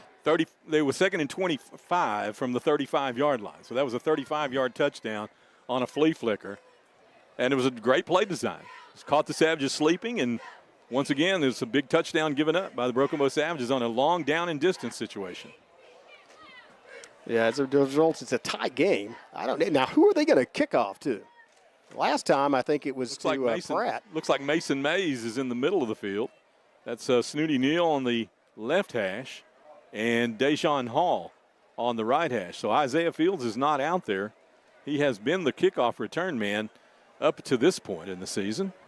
And I don't see him. Yeah, I do. I see him on the sideline. Yeah, you mentioned this guy can't kick it into the end zone. He doesn't try to, though. He doesn't. He tries to hang the ball up high and let his coverage team get under it. There he goes. Fair catch call for, and Pratt makes it at the 33-yard line. But he does have a strong leg. I was watching him as he was in pregame when he was actually trying to kick the ball deep, and he was kicking it very, very deep. So if they need that from him, I think they can get that. But you've seen coaches over the past few years go to this high kind of kick to bring their coverage team in to position. Savages do it, have been doing it for several years. In fact, almost all the teams we see in our district do it. Yeah, I mean, did notice there is a fairly stiff, probably about a 15-mile-per-hour wind blowing out of the east, and so that would be at the back of the Durant Lions for this period. Yeah, be in the face of our quarterback right here. Graydon Howell in the gun. Bad snap. He grabs it, though, and he follows Neal. Nowhere to go as the Lions have him corralled and out of bounds for a tackle for loss. As Graydon Howell, I'm not sure that play was designed keeper, as he had to reach out with his left hand to get the snap and perhaps just decided then to follow his running back. But he's going to lose yardage, about 2, maybe 3 yards here, and it'll be 2nd and 13, we'll say. Much like McAllister last week, the Durant Lions are watching number 4. They've got, in fact, they probably have shadows assigned to him. What I mean is they have a player that's going to watch him every play, follow him, make sure he doesn't get out into the open field. Howell in the gun. Patrick in the backfield, rolling left. Patrick gets a block outside, passes out, and at the feet of Dejon Hall. Just out of the outstretched arms and incomplete. 3rd down and 13. The Savages will have to come up with a play here outside the chains. That's the same play that they got to Hall the play before the last score when we were in the red zone. But the throw on that one, it was a lot longer. He was still at about midfield instead of out at the hash mark. But ball's incomplete, and that's going to put Savages in a bit of a pickle. McDaniel, Shomo, Freeman, Curry, and Hammond. That's your starting 5, and they still are in the front 5 here on the field. Savages with 3 receivers in formation on 3rd and 13. Howell, straight drop back. Fires the football downfield. It's caught at the 45-yard line, still on his feet. Brannon inside their line territory to the 45-yard line. Stop the clock with 11:27 left here in the first half. 1st down, Savages. Beautiful execution on that. Threw it right into the hands of A.J. Brennan in stride, and a great blocking job by Hammonds as he was one-on-one against Yarborough and stood him up, didn't let him get in the backfield to cause any pressure. You give number 4 time to throw, Graydon Howell will hurt you. Howell and Neal still in the backfield. The Savages with 2 receivers split this time to either side. Now they'll flip the 2 H-backs into a double tight formation. That's Heath and Williams. Handoff, Neal follows the H-backs outside, breaks it out to the corner, 40-yard line, and across the 40 to the 39-yard line. A nice gain of about 4 yards on the sweep that time. 10:58 clock on the move, and the Savages setting up 2nd down and 6. Neal has great instincts as a runner. He started to cut it up, actually did cut it up, and then adjusted to go back outside to the corner, and as a result picked an extra 2 or 3 yards up. They'll split Heath out this time. Williams as well, 4 in formation. Neal behind Howell in the pistol. Graydon rolling right. Looking downfield. Fires the football for an open receiver. It's Fields over the outstretched arms and out of bounds as Fields had flashed behind the defensive back, but Graydon couldn't really see him that well. From that angle that he was at, he was trying to fire the football at a position and Isaiah just wasn't quite there yet. And as well lit as this field is, that end zone tends to be the darker area over there. It's hard to look downfield. That was a nice block in the backfield by Jatari Snooty Neal as he, after the play action, he turned around and got the backside pressure, picked it up, gave it a second or two for Graydon to throw. A.J. Brannon split to the wide side of the field here. And everybody else into the narrow boundary. Fake handoff. Howell will keep it. He's got some running room. Can he get the first down? Yes, out of bounds he goes. Inside the 35 at about the 32-yard line. That'll move the chains and set up Broken Bow with another 1st and 10 as a penalty marker. That's going to be a late hit on Durant as the guy put a shoulder into Graydon Howell as he had already stepped out of bounds, I believe, as he stepped out of bounds. So that's going to tack about 15 onto it. Unless somebody sets it. Now, they might have talked to each other, so it could be for unsportsmanlike conduct. We'll see. They're talking to Durant. But that doesn't mean they're talking about the penalty. I mean, it could. Number 8 may be getting ejected. He's unsportsmanlike against Durant. And number 8 has been removed from the football game. Not sure it's a permanent ejection or not here, but he is on the sideline as they will march off the penalty. So he went out of bounds inside the 30-yard line, and they'll step the penalty off well inside the 20 here. To the 15-yard line we go. 1st and 10, Broken Bow. 10:24 left first half. We're all tied at 7. The Savages with another red zone possession here. Brannon on the field, still at wide receiver. He's split wide to the wide side. Heath is wide in the narrow boundary, and that is Dejon Hall in the slot. 2 backs in the backfield. Braden Williams in front of Graydon Howell, and Jatarius Neal behind him. Now Williams will flank. Hand off to Neal. Follows Williams. Cuts it back inside. Hit by the defensive tackle, and down he goes. Tackle for loss. Loss of a yard, maybe 2 on the play. 2nd down at about 12, and the Savages retake the possession. There's another flag thrown in there, I think. Unsportsmanlike conduct against Durant. At the bottom, after they tackled Snooty Neal, it looked like he might have pushed, when he got himself up, he pushed off by putting his hand on the face mask, I believe, of Neal, and you can't do that. So things are getting chippy here, and the White Hat will go over and talk to Coach Vargas about the conduct of his team. And that should be a half the distance penalty, I would say. If it's marked from the 17, they can't take it to the 2. They'll have to take it to the 8.5-yard line. Yeah, 28's going out of the game. He's arguing with the official, but Skip, how many years have we been doing this? Oh, yeah. 35? You don't win that argument. No. There's no point in even pleading your case after they've flagged you already. There's not an appeal process during a live game against a penalty called by an official for that. So Graydon Howell gets an opportunity to talk with Maverick Lang on the sideline here, and he'll re-enter the huddle as the Savages will set things up. Inside the 10-yard line, they'll drop the chains as the Savages have it 1st and goal. Quickly to the line of scrimmage. Everybody stacked in the backfield, nobody wide. Howell hands it to Pratt. Follows his blocking, turns it upfield, almost untouched, and a penalty marker comes in at the end of the play. Stop the clock. And we'll find out what happened. Nobody indicated touchdown, so it's a penalty against Broken Bow. Holding. Number 11. Number 11, yep. 9:43 left first half. The Savages with 1st and goal, but that 1st and goal is going to move back to the 19-yard line. Yeah, and at least it's not a dead ball foul. But it is a penalty in the red zone. Savages moving backward. And so that's a play. Pratt scored on a play like that last week. He went untouched into the end zone. So they've had that power offense, and it does work for Broken Bow. I don't know if we'll see it now this far back, though. So B.B. Heath exits the football game following that penalty. Brannon is wide left this time with Hall in the slot. They'll put Fields wide to the right side. Pistol formation. Now they'll flip Williams. Handoff, fake, and Howell keeps it. Cuts it up at the 20. Shakes the tackler to the 10, to the 5. Still on his feet. Touchdown, Savages. Graydon Howell. He's out of bounds. Oh. They marked him out of bounds at the 3-yard line. So it was a 1st and goal from the 19. It'll be 2nd and goal from the 3.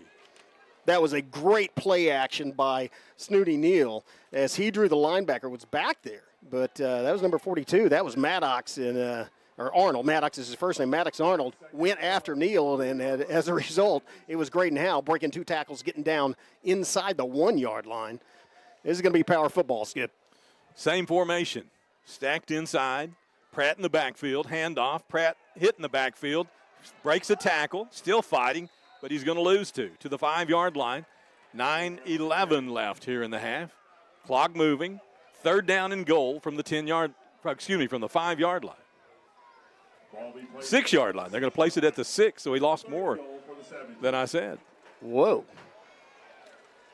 Well, I would say forward progress, but he did break the tackle and continued to play the play after he got outside the hash mark. So When he went down, the ball was touching the 5-yard line when he went to the ground. That's what I thought. I'm not going to question this officiating crew because they've done a pretty good job so far, but that spot is a little questionable. Here's Snooty Neal with a handoff, cuts it up at the 5 to the 3, close to the goal line, but he did not break the plane. He's going to be outside, and here's decision time as the Savages have 4th and goal from inside the 1-yard line.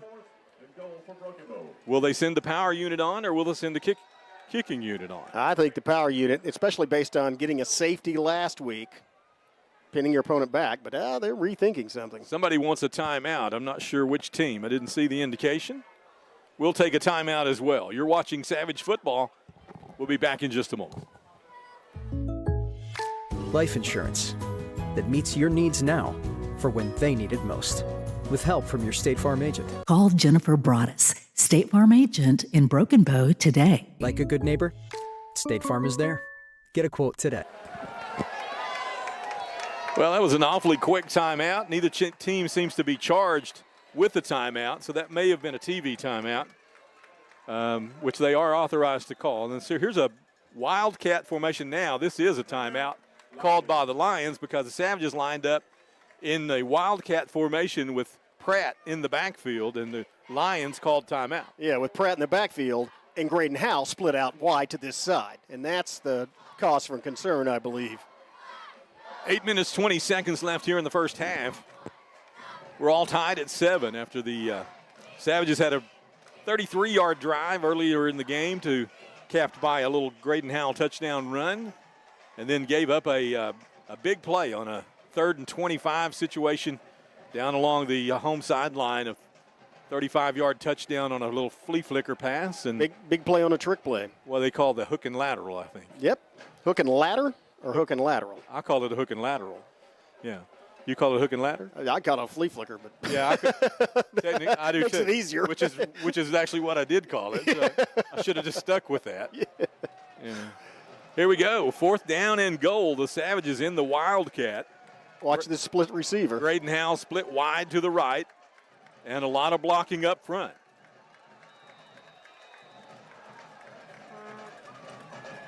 Pratt has the snap. He's hitting the backfield. Did he get? Oh, I think he broke the plane. I don't think he did. I don't think they're giving it to him. Nobody's got their hands up except the Broken Bow player. That's going to turn the ball over at the half-yard line, and the Lions have stopped the Savages once again. A shame because that was a strong run by Pratt. He had a defensive lineman grabbing his shoulder pads from behind and used his strength to pull away from him, struggling toward the line of scrimmage. And I think the biggest problem that you have to have with that play is the fact that he had a 3 technique on his shoulders before he ever got back to the line of scrimmage. Somebody didn't do their job. Yeah, and that's, well, I'm not sure. Again, he did extended the ball as he was going down. It was close to breaking the plane. It's inside the 1. Yeah, I don't think it broke the plane. I was watching it pretty closely, and he reached for it, but he did not quite get there. The coaches all reacted, and a couple of the players did, but I don't think he made it. Well, and neither do the officials, and that's really the only thing that matters. Yeah, the Savage defense wants another safety. Here we go. Power formation. Robbins will – no, it's not Robbins. Who is that? Yeah, it is. Number 9. Yeah, it is. That's Cole Robbins. He'll take the football all the way up to the 5-yard line. And, Chris, he just kind of bounced around until he found an opening and was able to move the ball a little more than 4 yards there. It'll be 2nd down and about 6. Yeah, the interior of the Savage line did a good job stacking him up. He couldn't go up the middle, but he came down but off tackle on this side, found a hole, and dove forward. Looks like a pistol formation. Manhard is behind Robbins in the backfield here. Takes the snap on the goal line, hands it off to the running back. Met at the 5-yard line, breaks the tackle, and squirts forward to about the 6. Number 34, That's the starting running back. That was just a hair away from being a tackle for loss by Sossaman as he come flying from that tackle position, just could not, defensive end position, just couldn't get there in time. As a result, it's going to be, let's call it third and what do we call that, mid-range? Yeah, third down and about 4. Long 3. Yeah, short 4 maybe. Stephen Manhard, 5'11", 161. He looks bigger than 160, doesn't he? He does. Here's Robbins, hands it back to Manhard. Hit at the 5 and driven backwards. And he looked like he weighed 160 that time. Well, that was with 225 pounds of Pratt lowering him. And Sossaman got in there again and made him pause. He could not accelerate toward the line of scrimmage because Sossaman came off that corner, and Savage defense makes a stop. They're going to get good field position out of this, Skip. So they're going to give him his momentum to the 6-yard line, back to the line of scrimmage, but it'll be 4th down and a long 4 yards here. The punter will stand in the end zone, so once again the Savages will have an opportunity to field the football inside Lions territory on this punt return. Do you kick it out at the 30 or do you give it to number 4? I don't kick it to number 4. I don't kick it to Howell. I don't either. Yeah. Good snap, rolling right, rugby-style kick, and they'll bounce the football. Graydon will pick it up at the 48-yard line, makes a cut move to the 40, misses a tackler, and then spins his field to the opposite direction and goes out of bounds at the 42-yard line. So Graydon Howell on the return, and he ran 30 yards, and the return was about 6. Broke 2 tackles. Yeah. 5:58 left here in the half. The Savages would like to take a lead into the halftime locker room. Right now we're all tied up at a touchdown apiece, and the Savage offense will be back on the field. Hand it to the Savage defense. They allow you the confidence to go ahead and go for it on 4th down instead of kicking the field goal because they forced a 3 and out. They did not give up a first down. In fact, got some negative yardage on that series. Man, that's a good point. Statistically, it looks like a one-sided ball game, but it is tied at 7. 5:58 left here, first half. And the Savages with 1st and 10. Here's Howell. Hands it to Neal, deep in the backfield. Cuts it upfield, crosses the 40. Down to about the 36-yard line. Nice run on 1st down as Neal gets 5, maybe 6 here and sets up a manageable 2nd down at about 4. Gain of about 6 to bring up 2nd and 4 for the Savages. Or 6. That's a good run on 1st down. That's about the pace you want to move with 5.5 minutes left in this half. 2nd down and 4. Neal still in the game. This time he'll line up on the right side of his quarterback. 3 receivers into the short boundary. 1 receiver, A.J. Brannon, split wide to the top side. Howell runs in that direction. Now he'll cut to the backside, breaks a tackle at the 30-yard line and into the 26. He'll stop the clock with 5:11 left here in the first half, and the chains will move. It's another Savage 1st and 10 at the Lion 26-yard line on a nice run by Graydon Howell. Man, I would like to take a super slow-mo camera and record Graydon Howell. He makes just those little shifts without losing balance or speed, just enough to avoid tacklers and keep moving the ball forward. A great run by a great athlete. Savages keep the same personnel set on the field. No huddle. They look to the sideline for the play. And Howell will be in the pistol. Bad snap, but he gets the handoff to Neal anyway. He tries to bounce it outside, nowhere to go. Down he goes after a short gain of maybe 2 yards. And that's one of those situations, Chris. We see Neal, so I watched him last week try to bounce it outside. And sometimes when you see that kind of situation, that the play is inside. I mean, you've got to stay in with your tackles and where the blocking is and just get what you can in those situations. Especially if you're as strong as Snooty Neal, because he can run over people. In fact, he did last week. One of his longest runs, if not the longest, was running right over a linebacker. They'll shift Neal this time up alongside his quarterback. They'll hand it off and flip the reverse to Dejon Hall. He's got a one-on-one with Howell in front of him. Breaks a tackle at the 15 to the 10. Out of bounds he goes at the 10-yard line. That's going to be enough for a Savage 1st and 10. Is he outside the 10? Because if he is, it'll be 1st and 10. If not, it's first to go. It is. So 1st and 10. The Savages could technically get a first down without a touchdown here, it looks like. That was a well-executed play. Reverses, are, especially when you're getting some penetration by the defense, are a little bit of a gamble. But good job, as he was going full speed when he got the ball. So the ball is actually on the paint of the 10-yard line here, so it'll be 1st and goal.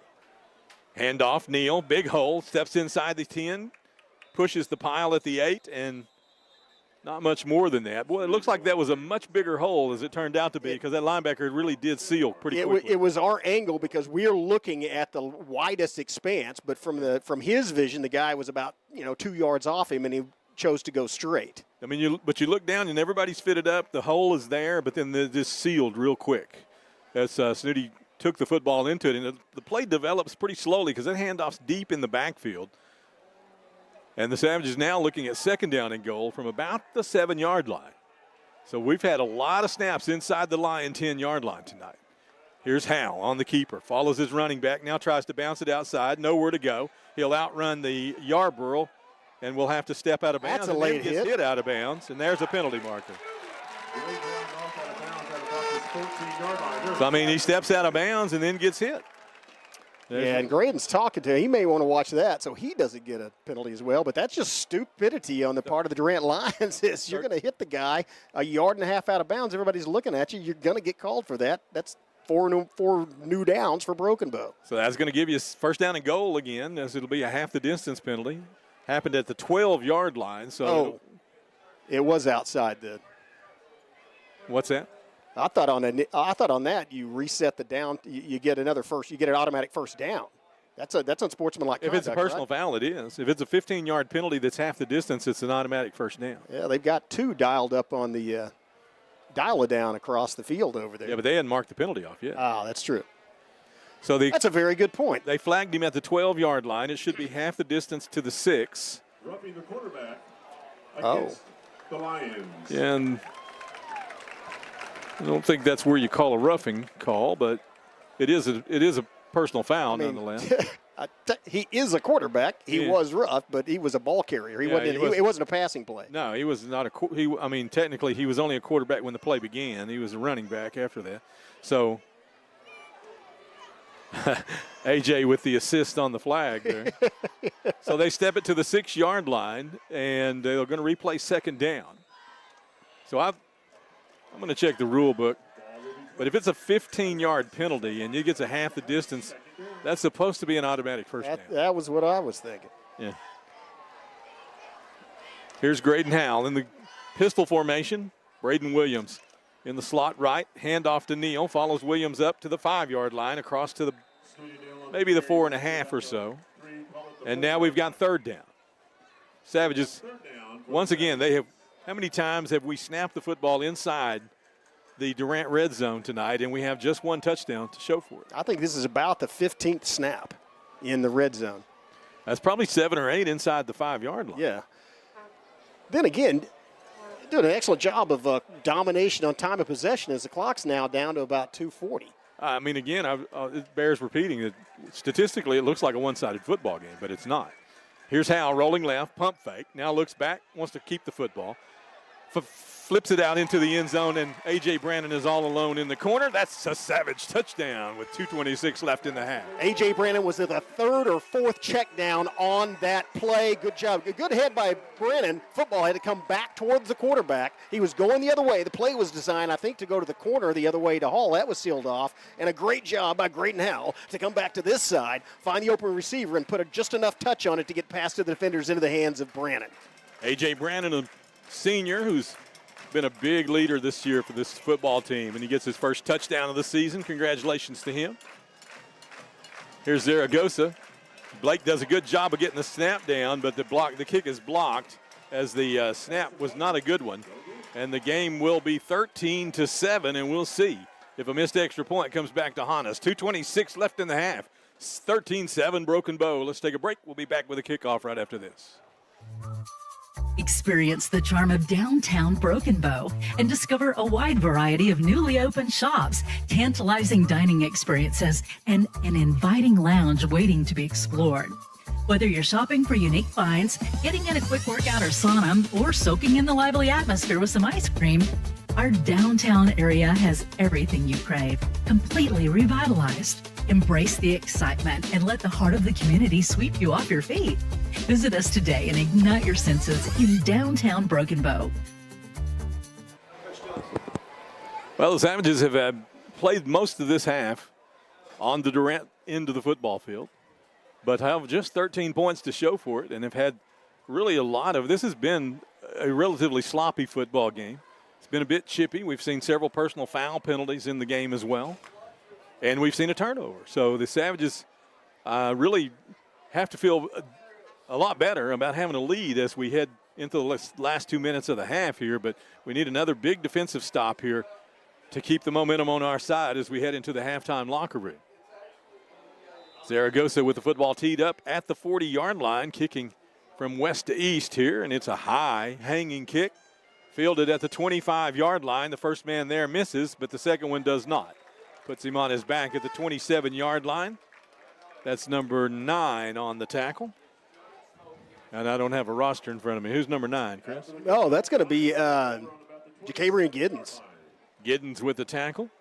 And it was Maverick Soto was the first one down there, number 6, just blazing past the ball carrier. Made him stop, though. He had to stop his momentum, and then Giddens finished him off. So good coverage as they are inside the 30-yard line at their own 27, and there's only 2:23 left in this half. So the Lions taking a lot of time here to get the play out. 20 seconds still on the play clock, though. They have plenty of time to snap it. And don't forget that Savages. Robbins can throw it a mile. Savages with the same 4 up front. This is Sossaman at the right defensive end position this time. Robbins alone in the backfield, throws that little bubble screen again. On the move outside, Heath has to bulldog him out of bounds at about the 35-yard line.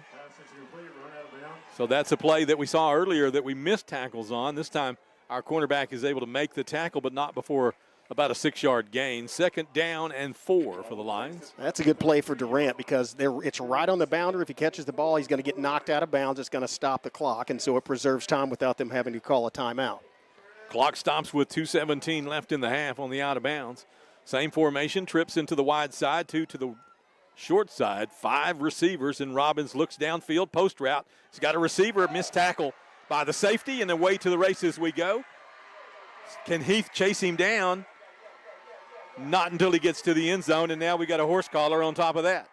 2:05 left in the half, so much for taking the momentum into the locker room as the Savages give up a huge offensive play from the 34-yard line. That's 64-yard touchdown pass on a simple little post route and a missed tackle by the strong safety.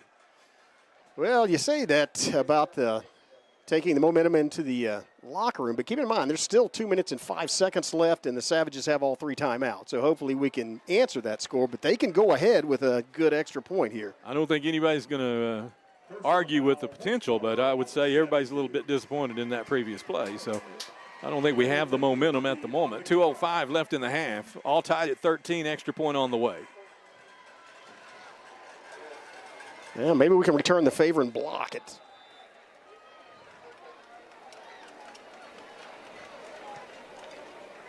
The kick is up and no good. We didn't have to block it. 13-13, we're all tied up. 2:05 left in the half. Let's take a quick break. We'll be back with the kickoff after this.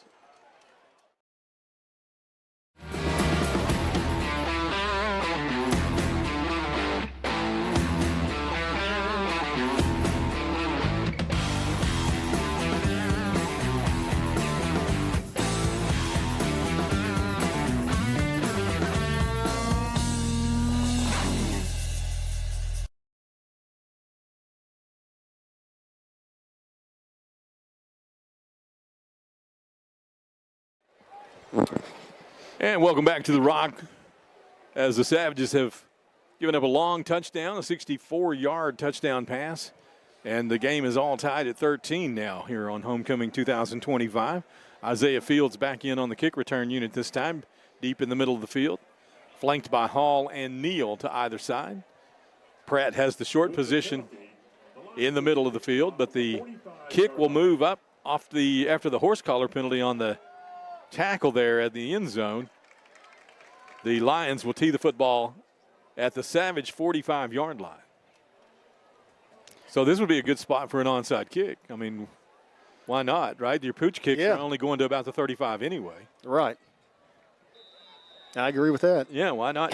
And, I mean, they've already pulled out a trick play that worked for them. So now he's going to kick it deep out of the back of the end zone. Ball goes into the end zone. It'll be a touchback. Out of the back of the end zone, 2:05 left And the Savage offense has that amount to work with.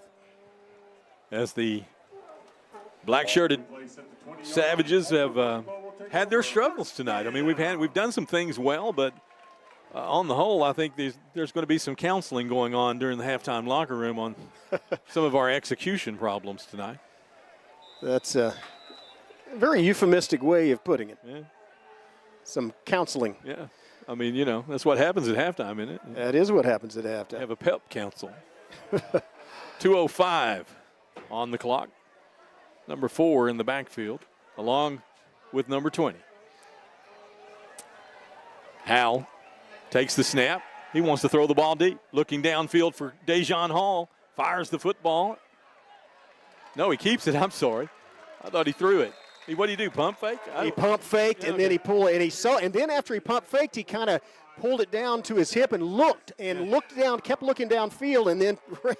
Man, this is another, that was 20 yards, Skip. Yeah. It didn't look like he was running full speed, but he covered 20 yards. No, he completely threw me off because I thought he threw the football, and I thought I lost it in the lights. That play took 10 seconds, 1:55 still left, 2-minute drill going on. Here's Howell with the snap. Rolling left this time. Looking downfield. Another pump fake. He's got Yarborough on his back. Gets it outside. Flips it out into the flat, and it's missed. He hit his receiver, which was Braden Williams, but Braden couldn't hang on, and the clock will stop with 1:46 left here in the half. Second down and 10. And again, maybe just as well that Braden didn't catch that. He would have gone down inbounds, and the clock would have kept running. Savages do still have all 3 timeouts, but just 1:46 left in this first half. Second down and 10. They have the same 5 up front on the offensive line. Brannon, Williams, and Fields in the short side of the field here. And that's Dejon Hall wide left. One-on-one coverage on him.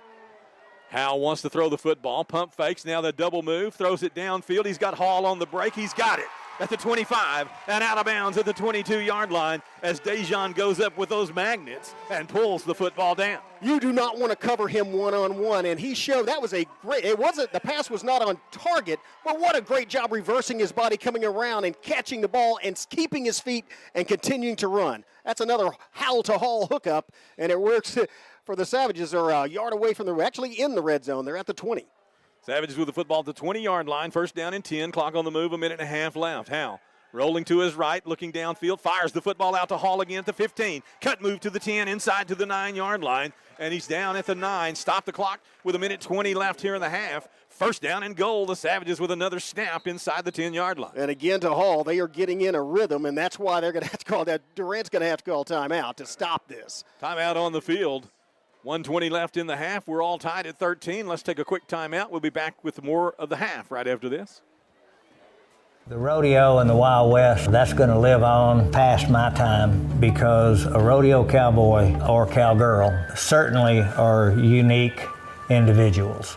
And you got to be pretty special to ride more, to win more. It's man versus beast. That's as basic as it gets. The only way you fail is to not try.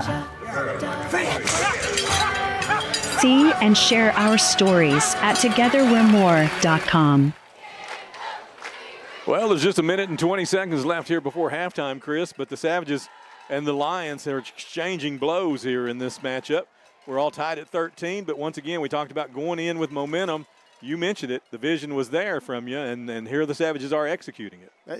We've gone this far in basically 3 plays. 2 of them, Graydon Howell to Dejon Hall passes, and we may see another one here if they keep single covering him. Savages will put the 2 receivers to the short boundary this time. That looks like number 13 in the slot. It is number 13. I'm not sure who that is. I'll look him up in a moment. He'll move him to the wide side of the field, out with Brannon. They'll fake the handoff to Neal, and Howell drops straight back, fires the ball, and there's the wheel route to Snooty Neal for an easy Savage touchdown. Yeah, they were used to that play action, and once Snooty doesn't have the ball, they just let him go. That was a beautifully called play. That was a perfect call for that, beautifully executed. Another TD pass for Graydon Howell, and that's the first TD catch for Snooty. So in fact, that's his first touchdown. No, he had one last week. Yeah, I thought he had one last week, yeah. Gavin Staggs, number 13, Gavin Staggs was who the young man was in the lineup. Here's Blake Skelton to hold, and Zaragoza to kick. The kick is up and no good. He missed it wide right. Let's stay right here through this break. 1:17 left here in the first half as the Savages and the Lions really, I don't know. They're putting on quite a match here as they probably. I'm interested to see what the first half statistics look like because outside of the big play that the Lions have had, the Savages have done a pretty good job offensively of controlling the football game. I certainly have dominated the time possession, but they have just a 6-point lead, 19-13, with 1:17 left. And Chris, I don't want to piggyback on what you said a moment ago, but the Savage defenders, if you're the Lions, you want to have that same kind of optimism. What can we do with 1:17? So the Savage defenders really need to make the stop, particularly in the defensive backfield, which is where we've kind of seen the missed tackles so far. And one of these, again, most of those passes have been short passes combined with a missed tackle or two, and that's how they've turned into big plays, other than the trick play, the flea flicker. But keep in mind that really haven't seen a lot of pressure on Cole Robbins yet tonight, but he's been throwing short passes. It's only 2 or 3 seconds, but they may be missing Achilles Pearson from that defensive end position, putting pressure on him. Well, that's a fair point. We have not seen a lot of pressure on their quarterback, but that could be also a credit to their line, as they do have a big offensive line. Gadiel Zaragoza will kick the football out of bounds, and I'm sure the Lions will take it at the 35-yard line as it went out somewhere inside the 25. 1:17 left to work with. They have 2 timeouts, and they'll have first down and 10 at their own 35-yard line. Yeah, let's see what the Savages dial up. They can make Broken Bow re-kick. Let's wait and see what they do here. But I think they will take it at the 35. Well, I'll tell you, here's a thought. If you're Durant, you're considering, hey, let's just try to throw one of those post routes or throw it downfield. Graydon Howell is now in at free safety. Yeah. And that does change things a bit. Place at the 35-yard line. That's where the Lions will take over. First down. So Robbins is alone in the backfield. He's got 5 receivers in formation. Savages have only 3 up front. They've got an extra back in the an extra linebacker or DB one. Looks like an extra defensive back. Robbins will keep the football. Quarterback draw. Savages have him. Ginn will wrap him up, and Sossman helps throw him down. Porter gets up off the bottom of the pile as well, and so does Meddock, but not before a 5-yard gain. Second down and 5. Clock moves under a minute left here in the first half. Good news for Broken Bow is that tackle infield they didn't call timeout. The clock continues to run out on the Lions. Took them 15 seconds to get back to the line of scrimmage there, so this clock management not exactly what you would hope for. Here's Robbins looking to throw the football deep. He's going to fire it up. We've got a foot race going and a lot of tight coverage. They're going to call interference against Cole Patrick as he was tied up with the receiver. That'll be a 15-yarder. Spotted from the line of scrimmage, which was the 40-yard line. That'll move it into Savage territory to the 45. And they'll have first and 10 from the Savage 45 with 38.7 seconds left. Yeah, and I don't really blame Cole Patrick for that. That was hand fighting. It wasn't an obvious interference, but you get that with receiver and a single coverage defensive back. You're going to have hand fighting there when they're running. He was running neck and neck. He was stride for stride with him, but that call almost always goes against the defensive player. Well, and if you're a savvy wide receiver, you can get that call just by using your body, which is a bit of what happened right there. Yeah, and also better to give up a 10, 15-yard penalty than to give up a 60-yard touchdown. That's very much agreed. 38.7 seconds left. And a first and 10 from the Savage 45. Got Heath at one corner, Fields at the other. Braden Williams and A.J. Brannon both on the field here. Graydon Howell and Cole Patrick. Nope, that's not Patrick. Who is that? Yeah, that is Patrick. Robbins again is going to keep the football straight ahead. Has his feet cut out from under him. And the Lions are going to have to take a timeout. Yeah, Pratt knocked his legs out from under him, and as he was flying through the air, it was Meddock that took him down. And inbounds, forcing the Lions to burn a timeout. I'm not sure if they thought he could get loose. Maybe they thought they could get enough for a first down with 3 linemen and then, get set it back to move the chains. But as a result, they had to burn one of their only remaining timeouts. Now they're down to 1. Are they? I thought that was their last timeout. No, not according to the scoreboard. I did too, but the scoreboard says there's 1 left. 19-13 is our score. 33.6 seconds left here in this first half of football. Oh, I know. Remember, there was a TV. Nobody called that that's timeout. right. That was like it was an official timeout. That's right. No, that was not assigned to anyone. 19-13. Relatively high-scoring football game for the first half.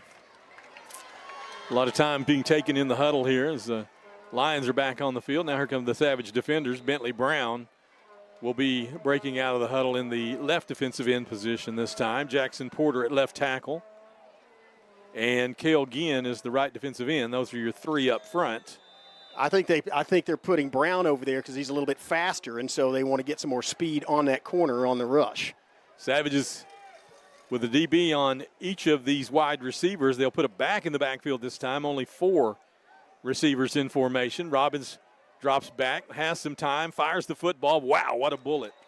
That was a beautiful pass in and out of the hands of number 8 for the Durant Lions. Incomplete. That'll stop the clock with 28 seconds left as Robinson Holden, a 6'2 wide receiver, couldn't hang on to the football. Yeah, Holden had to go up for that because it was good coverage. Isaiah Fields and Graydon Howell both there. The only place for him to catch it was at the apex of his jump. He just couldn't get to it. That was good coverage by the Savages, but another great pass by Robbins. The only place he could have thrown it. That's what I was going to say. Well thrown football. 14 seconds on the play clock. 3-man rush. Now they'll bring the backers. They fire the screen out to Manhard. Crosses the 40, and he's chased out of bounds by Pratt. He did not get – I don't think he got the first down. That's Brannon. That's Brannon chasing him out of bounds, and he's short of the 35-yard line. You're right, Chris. He did not get to the line. So it's going to be 4th down, but that may be a bit academic here with 22.8 seconds left, although you will have to use the timeout if you run this. So it does put you in kind of a compromising situation. Yeah, for Durant, the number one job is to get the first down, to get a yard. For Savages, it's to prevent them. But I think they may just go for the end zone on this. I don't know, or maybe a curl route. I expect Robbins to keep this and try to move the chains. There you go. They got him in the backfield, and nope, they missed him. Broken tackle. And Robbins has a first down inside the 26-yard line. 15.5 seconds left. They're going to take a timeout. They'll stop the clock on the timeout. I mean on the first down, but they'll. Oh, and they've got a player down. That's the quarterback, right? Is that Robbins? Yeah, he took a blow right to the chest at the end of the play there. Yeah, there is a penalty flag on there's a penalty flag on there. Yeah, it may have been maybe a targeting call. 15.5 seconds left first half, 19-13 Durant behind the Savages. And I'm watching the replay. Yeah, I believe they got him. They called him for a late hit there as he hit him in the helmet as he was spinning backwards on the ground. 15.5 on the clock. Not a lot to work with. The Lions still have their timeouts, however, or their timeout. According to the scoreboard, they have one left. Yeah, I believe it was that Patrick that on the hit. You know what? I didn't even look to see who it was. Because if it's targeting, do they get ejected for that? No, I don't think they called it targeting. Okay. I don't think it's a targeting call. I think it just was a late hit. Either way. He was going down. It was already going down on his back, and we finished the tackle on him. But from what you told me and what we observed in the pregame, it is definitely going to put them in field goal position. And so with no timeouts left, that may be what they do. 15.5 seconds left. If they get sacked, they may not have time to run another play. I mean, according to the scoreboard, they still have a timeout. Oh, that's true. They could run a play here and still be able to stop the clock, but they got the backup quarterback in. So, no, and 9's trying to go back into the huddle. He can't. I don't think he can do that. I don't believe number 9 can stay in the game, can If there's a timeout for an injury, I think you have to go off the field for one play at a minimum. Yeah, I don't think 9 can stay in the game, can he? Well, he is, so. Well, it don't look like we're arguing it, so I don't want number 4 to come off if that's the case. So yeah. We'll let him play. 15.5 seconds to work with. Robbins with the football, first down and 10 from the 12-yard line. Handoff, jet sweep. In the backfield is Ginn. He's got him. Down he goes, and they're going to have to use – well, they're not going to get an extra – we're going to get out of this without giving up any points. How's the clock stop? How does the clock stop? With 9 – okay. I was going to say he was tackled in the field of play. They're going to try to spike it. Do they get it off with 3 seconds left? Why did we stop the clock? Well, that was just an error. It should have ticked another 2 seconds off. They may have 1 second, but. Yeah, that's on us. I mean, that clock – there was no reason for the clock to stop. but it did. It stopped at 9.6 seconds for some reason. Yeah, the only reason you stop the clock is if the official signals you to. Right, correct? exactly right. But that's going to give them what I'm going to assume is going to be an opportunity to kick a field goal. I'm going to think That guy was nailing it from, 40 yards? So well, he bounced one over the crossbar. 43? 45. 45. The ball was teed at the 35-yard line.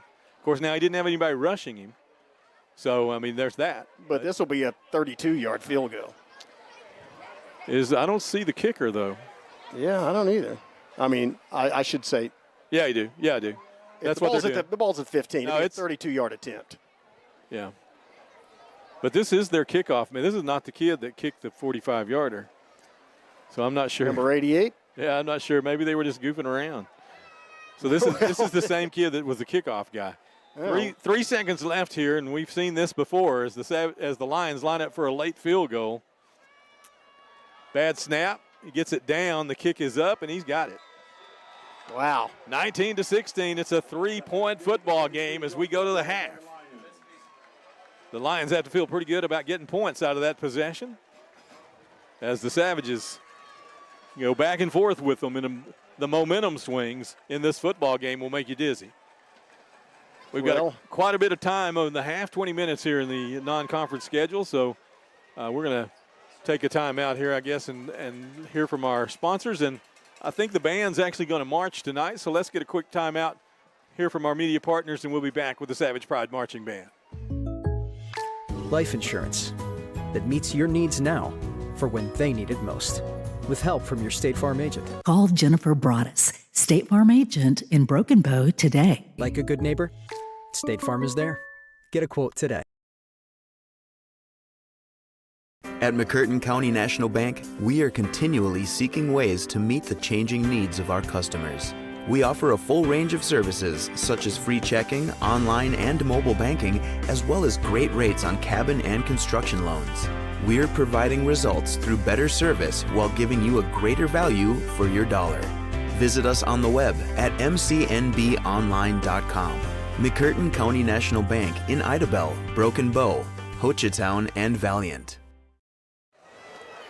And welcome back to Memorial Stadium, where the Savages clinging to a 19-16 lead here at the half. I don't know if clinging is the right word, but it was, again, Chris, the momentum in this football game going back and forth. The Savages statistically probably dominated the game. There's no question we dominated time of possession. We played most of the game on the Lions' half of the field, but yet we just have a 3-point lead. What's that? What have we done poorly, execution-wise, that have kept the Lions in the football game? Well, one of the things we've done is got some bad penalties. That last one, again, crucial, a 15-yard penalty, and it puts them at the 32, or at the 22, kicking a 32-yard field goal. Otherwise, I mean, there's a play between, I know, but it would have been outside 40. It would have been outside probably the range of even their kicker, who's excellent. That's something you just got to play heads up. You're tired at the end of the half. You know, it's a closely fought game. You want to get in there, but don't make those errors like that. Don't get a unsportsmanlike conduct or a late hit or something like that. And then thanks to Durant, I mean, they got 3 of them on Graydon Howell. That's the thing, is they put a target on his back, but you can't hit him out of bounds. And they, on their end, they've given Broken Bow some life, put us in field position, and we took advantage of that. The thing that impressed me the most, other than the defensive stand, when we went for it on 1 yard, did not get the touchdown. Pratt was just there extending, trying to get in there. But our defense held them out, 3 and out, and then we got the ball back in good field position. So we trust our defense. That's something. And, again, it's big plays. We had a play where we had a receiver that got loose. We had an interference penalty, but otherwise he would have been – he was wide open. He caught the ball. It was a long play, and he got in the end zone anyway. So that's one big play, and then a trick play. You have to be alert of those, though. So just 2 big plays that they managed to turn into touchdowns. Other than that, defense is playing really well. I do have to say that Broken Bow, we went in 48 seconds. We went 80 yards. That's impressive. Yeah, that was a great drive there to get points before the half. Savage Pride Marching Band, not in full uniform tonight, but they are in full formation as they will entertain us here at the half. You see Band Director Nate Sheely leading his charges onto the field with the megaphone in hand. And we'll get a performance here from the Savage Pride Marching Band.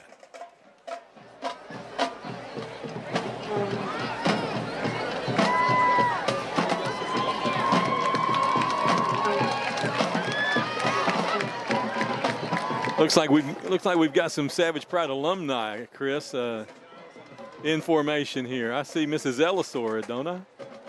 Is that Mrs. Ellisor at midfield? Yeah, she's going to play the clarinet.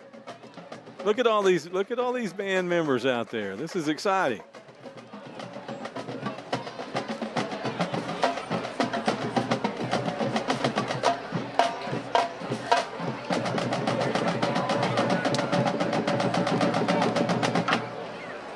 Ladies and gentlemen, tonight we celebrate tradition, pride, and the generations of musicians who have worn the Savage Pride uniform.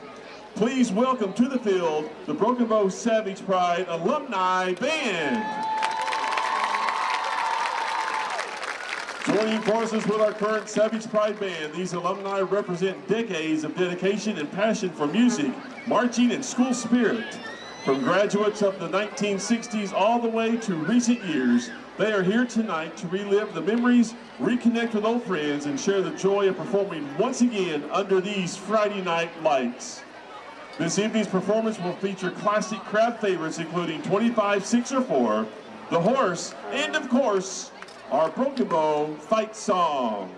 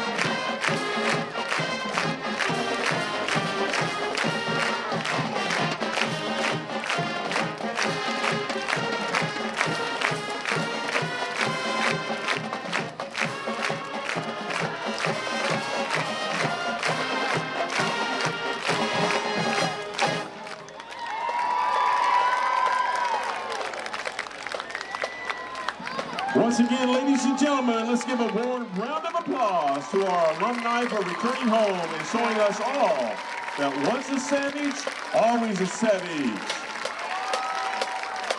Well, that was fun. For those of you who They can still play. Yeah. drawing, somebody tonight will leave the That's an advantage over being an alumni band member versus being a alumni football player. They can get out there and play with the kids. Yeah. We definitely can't. No, I'm definitely not. I'm definitely not interested in an alumni football game. 1, 8, Yeah. 9, Oh, we got a drawing going on. 9, 5, 7, 5. So it is a reunion weekend in Broken Bow. A lot going on downtown. A lot of folks in town this weekend. Class reunions and all school reunions. So you've got, no matter what year, everybody can celebrate. I don't know if any of your classmates are in town. I don't know if any of my classmates. Well, Mrs. Carla Ellisor is. Well, I don't. She's I don't You mean out of town? I know what you mean. I wasn't referring to the ones that live here. Yeah. Live and work here. But, you mentioned that. They are having the fifth quarter downtown. They're blocking off 2nd Street between Broadway and Main. At Broken Bow, a couple of those businesses are going to stay open late. And so if you're watching this from near the Broken Bow area and you didn't want to come to the game, but you can go down there. And they also replay the live stream. They play it live, but then they replay it again down there. Oh, so nice. it's fun, yeah. So that Sloppy Pops, Brick and Bread, and then the T-shirt shop that's across there. So let's take also sponsors. Let's take a moment to watch the Broken Bow dance team. Yeah, they're impressive.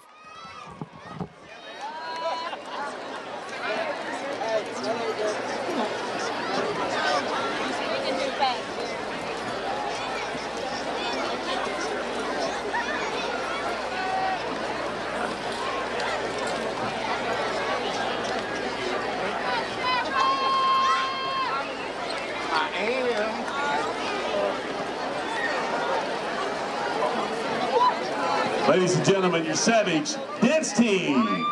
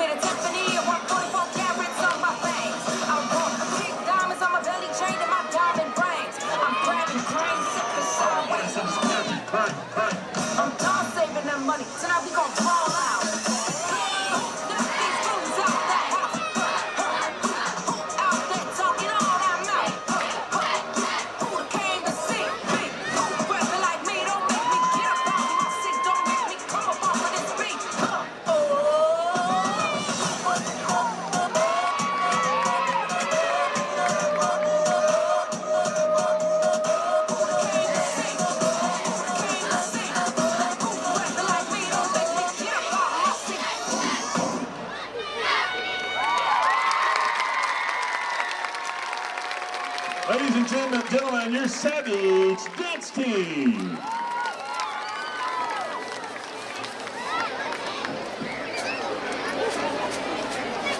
Well, the Savage dance team performance there, and I think that's followed here by a Welcome to the field to performance of Varsity cheer. Cheerleaders.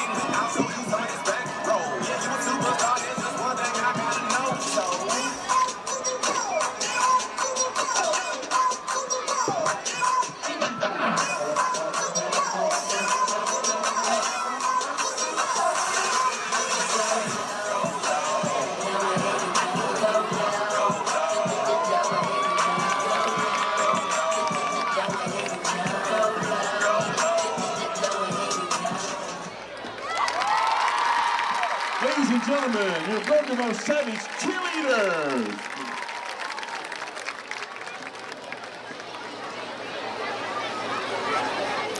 Yeah, I remember this cheerleading squad from last year, but they are technically the defending state academic champions, I believe. I did not know that. I didn't remember that. I think that's it. Yeah, I have to double check that one. I'm pretty sure that is. I think they did receive the academic award. Well, I hope it's right. We'll roll with it until it's fake news. Yeah. Well, what's not fake news is Savages, as you said, clinging to a 3-point lead. But as they receive the opening kickoff, Durant is going to get the ball to start off this second half. And so Savage defense is going to have to come out and get a stop. They played pretty well so far. Again, same story as last week, Skip. Just don't give up the big play. Same story as last year. I mean, if you look back on the early part of last season, we had the same problem, having given up some big plays, and really it's missed tackling. If you look at the scoring play, the post route was a simple route. It really was. I mean, I watched the receiver all the way out. It was basically a 7-yard hard post cut. Ball was on time. Safety misses the tackle, and ends up in a touchdown, right? So that's the kind of thing where you just got to execute. Your free safety's got to be in position as well. So, you know, the problem with it is they had 5 in formation, which puts us in a predicament if we don't have the package on the field with an extra defensive back. Now our free safety's covering someone, right? So they're not there to be the safety valve. And that's a bit of what happened on that. You notice we changed up after we gave up the touchdown. We took a lineman out and we put an additional defensive back in. A line of strong to severe thunderstorms. From just southwest of Paris to southwest of Hugo, moving this direction. So we're getting an alert for some severe weather here. That's not good news. And we have a full half of football left to play, so that is not good news. Let's look at the radar. Yeah, I know that they had over an hour delay in that NFL game last night between Dallas and Philadelphia. Let's take a quick timeout if we got a chance here, Jonathan. We've got about a minute and a half left. Let's get a couple of our sponsors in, and we'll come back with the second half kickoff in just a moment. We'll check the weather while we're at it. This is Savage Football on the Broken Bow Savages YouTube channel. Experience the charm of downtown Broken Bow and discover a wide variety of newly opened shops, tantalizing dining experiences, and an inviting lounge waiting to be explored. Whether you're shopping for unique finds, getting in a quick workout or sauna, or soaking in the lively atmosphere with some ice cream, our downtown area has everything you crave, completely revitalized. Embrace the excitement and let the heart of the community sweep you off your feet. Visit us today and ignite your senses in downtown Broken Bow.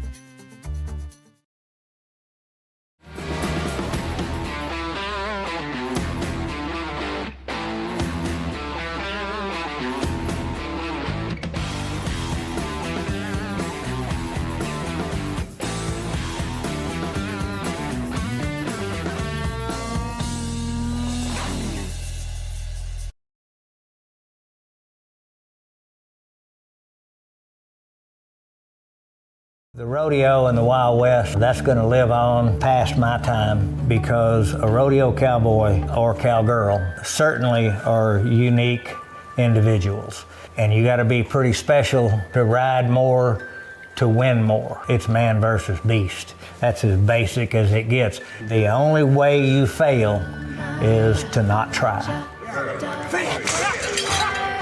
See and share our stories at togetherwe'remore.com. Life insurance that meets your needs now for when they need it most. With help from your State Farm agent. Call Jennifer Broaddus, State Farm agent in Broken Bow today. Like a good neighbor, State Farm is there. Get a quote today. At McCurtain County National Bank, we are continually seeking ways to meet the changing needs of our customers.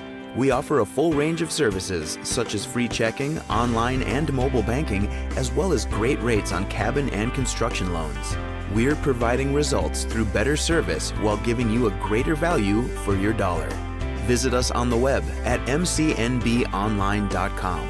McCurtain County National Bank in Idabel, Broken Bow, Hochatown, and Valiant.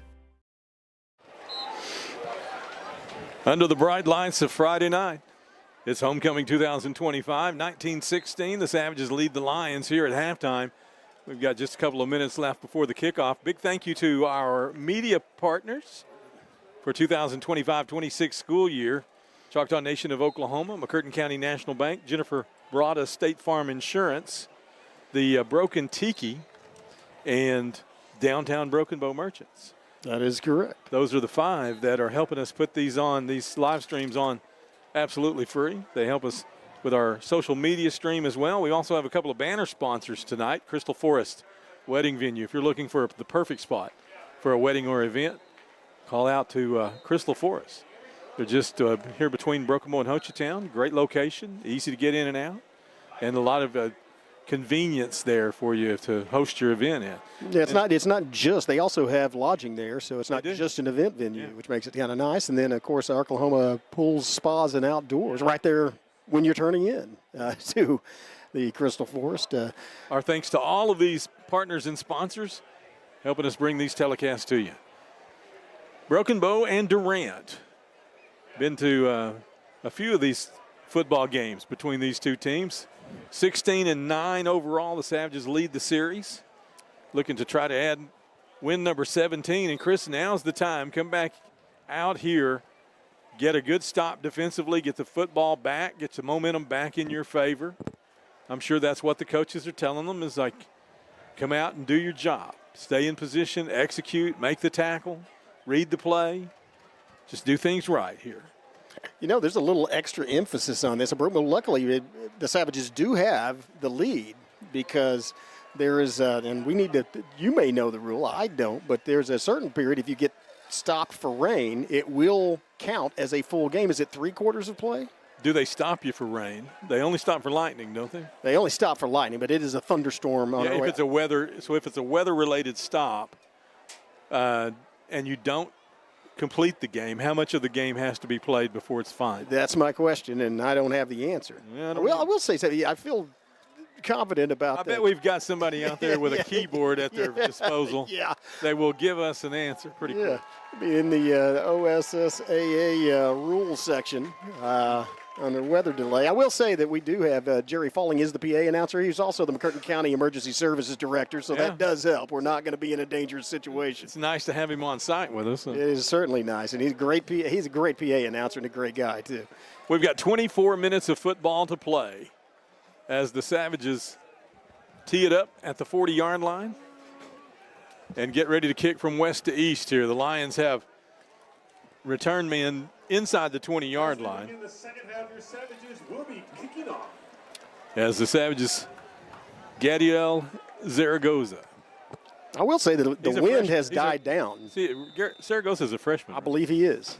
Yeah. And he gets a good high, deep kick going out of bounds. Well, that ball looked like it was in play to me, and then all of a sudden at the last it just was further out of bounds than I anticipated it would be. So he kicked a knuckleball. Once again, the Lions will get the football at the 35-yard line. Well, Skip, this is where you set the tone for the second half. Oh, they're going to kick it. They're going to back us up 5 and make us kick it again. Oh, that's a wise strategy. I think so. I'm surprised more schools don't do that in this kind of situation. But I think that's an excellent strategy. Back us up to the 35, make us kick it again.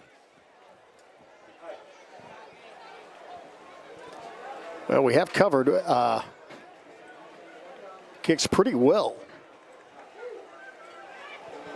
Let me look at that roster quickly there. Huh? Okay, thanks. I got it. From the 35-yard line. Yeah, Zaragoza is a freshman, 5'7". Impressive. Yeah, he's got some years in front of him here. Well, he's also got 65 yards in front of him, and he needs to try to keep it away from one of those speedsters back there. Actually, I mean, as long as he can hang it in the air, we just need to get good coverage and make tackles. First guy that gets there needs to try to not even tackle the ball carrier, but just wrap him up and hold him and wait for help. The Chicken Chasers on the field. I don't think they call them that anymore, do they? I don't think they do. Probably don't even know what that – this generation probably doesn't even know what that means. Here's a kick that's going to stay in play. Backpedaling to the 22-yard line, 25. Runs into his own man at the 29-yard line and runs into a lot of black shirts. at that same moment, pushing him backwards. 1st and 10, Durant.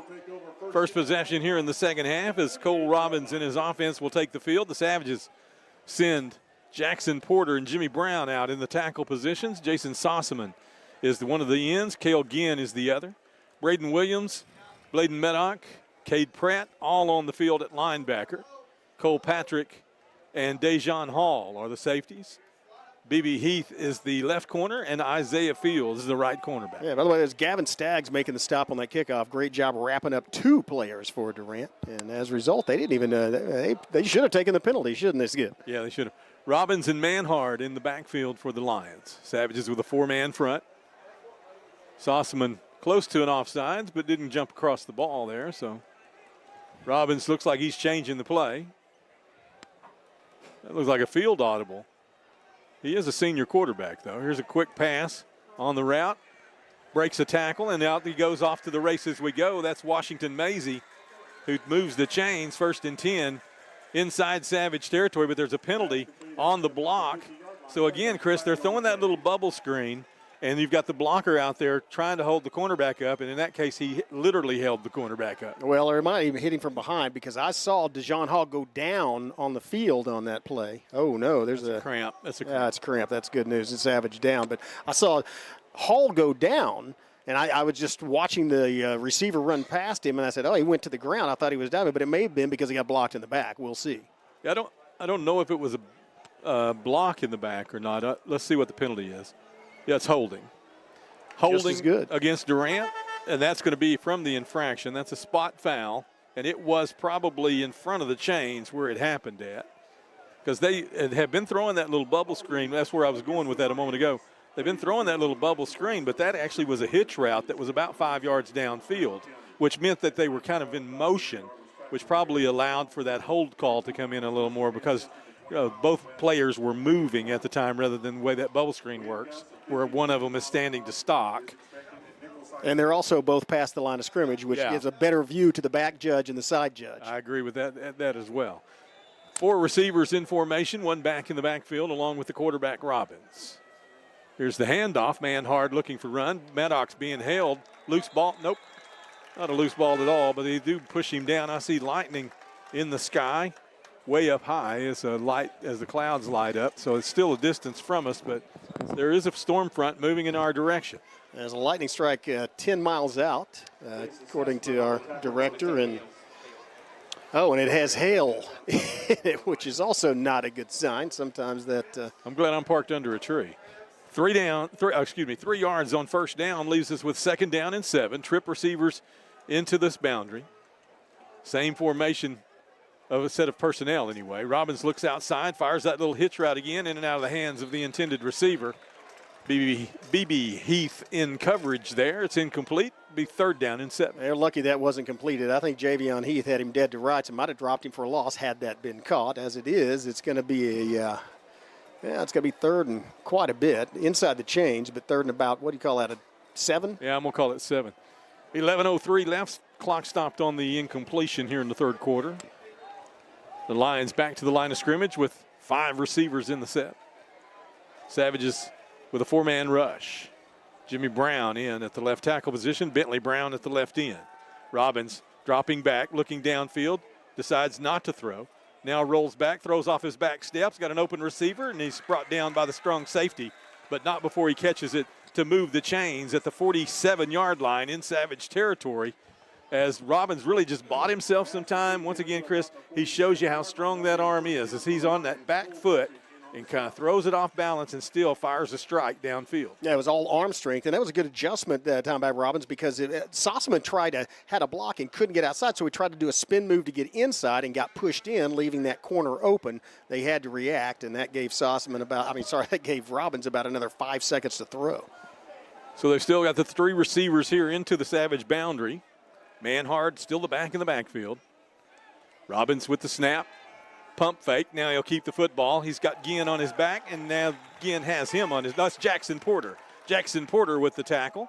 They'll stop him at the line of scrimmage. No gain on the play. 2nd down and 10 for the Lions. That was a great reaction as once Robbins started toward the line of scrimmage, Jackson Porter came straight down, did not run towards him, ran down to where he was going, managed to get his hands on him and take him to the ground. Nice play by the defensive lineman. So the Lions here with 2nd down and 10. Clock moving at the 10-minute mark here in the third period. 19-16 is our score. Savages with a 3-point advantage. Same 4 up front.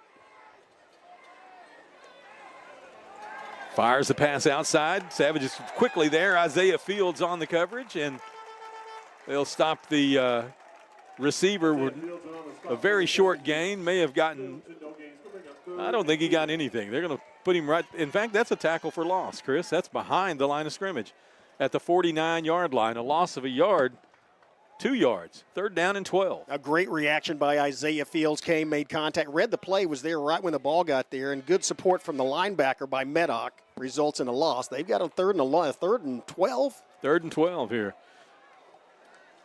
Robbins backpedals. A little rush in his face, throws the football deep post, not anywhere close to his receiver. Incomplete pass will stop the clock. They should stop the clock. It doesn't stop the clock. Incomplete passes stop the clock, folks. Ugh. Wow. Yeah, that was excellent. Again, excellent coverage as you had Hal, Fields, and I think who was the other? Was it another defensive back there? Dejan. Dejan, okay. Free safety. 9:07 left here in the third period, and Graydon Howell back at his 15-yard line awaiting the punt from the Durant Lions on a 4th down and 12. Good stop by the defense after giving up a 1st down. Here's the snap, straight ahead. Woo, what a kick. Beauty, beauty, beauty. Into the end zone, though. So it's going to net only about 29 yards, although it traveled more than 49 yards because it snapped from the 49-yard line, wasn't it? So yeah, that was a beautiful kick.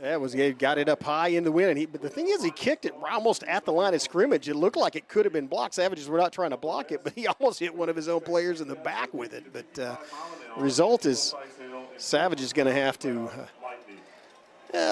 hey, they went 80 yards in 48 seconds on their last possession. So last possession of the this is the first possession. They're on their last possession. So let's set the lineup here. We've got Josh McDaniel in at center, Hunter Shomo at left guard, Sonny Freeman at right guard, Lucas Curry at left tackle, and Aiden Hammonds at right tackle. Jatarius Snooty Neal is the running back. And you've got 3 receivers in formation, along with Graydon Howell. Handoff is to Neal, looking for some blocking, cuts outside to the 20. Grazes through the 22-yard line, a brush on his face mask. I'm not going to say it was a penalty, but they were up around his headgear trying to tackle him. He gets to the 24-yard line, give him 4, 2nd down and 6. That was just power blocking to this side. They had a couple of extra blockers with a slot back, and a good move by Neal to take it outside that time as there was nothing inside, and he just ran to the corner and picked up 4 yards. I would say 5. You know, with weather on the way, it's to the Broken Bow advantage to keep the clock running here, obviously. 8 minutes, 20 seconds left, clock on the move. Nobody in the backfield but Graydon Howell. That means 5 receivers in formation. They'll send this is Neal back. Now they'll hand it to Neal straight ahead. Running to the 30-yard line, push backwards, still on his feet, crosses to the 31 and goes down there. That's enough for a 1st and 10. 8:03 left with the clock stopped. The chains will move, and the Savages will reset the downs. Good second effort by Neal. Yards after contact, kept his legs pumping, bounce off the would-be tacklers, and picked up an extra one, moved the chain. Savages are moving, but so is that storm. Once again, Maverick Lang with a little bit of wrinkle there as he doesn't have any. He starts with nobody in the backfield, brings Neal into a motion, and then cuts him back across into basically a trap play. So you make the line defenders have to guess what's going on when you line up in that situation. And it's still early in the season. Here's Patrick in the backfield. He's going to get the handoff, and the middle linebacker has him on his back at the 25-yard line. That's just an absolute jailbreak, as that was a blitz from the beginning and nowhere to go. Clock moves with 7:20 left, and the Savages now with 2nd down and about 15. Yeah, that just Patrick had no chance on that. He got the ball and was hit at approximately the same time. Good job just holding on to the football in that situation. We got to block better than that, though. You need to pick up those blitzes. They're going to be doing stunts. So the Savages once again outside the chains here and down in distance, 2nd and 15. Graydon rolling left. He's got some pressure in front. Still looking, now finds some space, pump fake, and then rolls out of bounds as he gets across the line of scrimmage. Not sure he got back to the original line of scrimmage, but he was very, very close. I think he got a yard. Did he? Past the original, so 6-yard gain there. 6-yard gain will leave us with 3rd down and 9. You're right. In fact, he got 2. 3rd and 8. 3rd and 8. Jerry Falling is keeping everyone informed to the movement of this storm. The storm is definitely coming to us, folks. There's no avoiding this. Yeah. It's just a matter of when. Skip and Chris with the sports, Jerry with the weather. Well, Savages. Neal back on the field in the backfield with Hal. 4 receivers. Graydon rolling right. Fires the football downfield. A little bit of push. There's some hand checking going on there.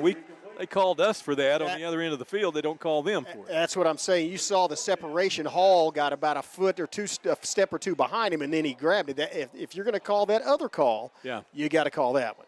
Yeah, if you're going to call the hand checking on one end, you got to call it on the other. 6:33 left. Clock stops on the incompletion. 6:33 left in the 3rd period, that is. Clock stops on the incompletion. I tell you, and that was Graydon Howell with the pump fake and then looked long, and Hall was there. But for that hand check, he might have been 5 yards behind that defender and caught a touchdown pass. A.J. Brannon takes the snap on 4th down, gets the punt away. Whoa. High floating punt.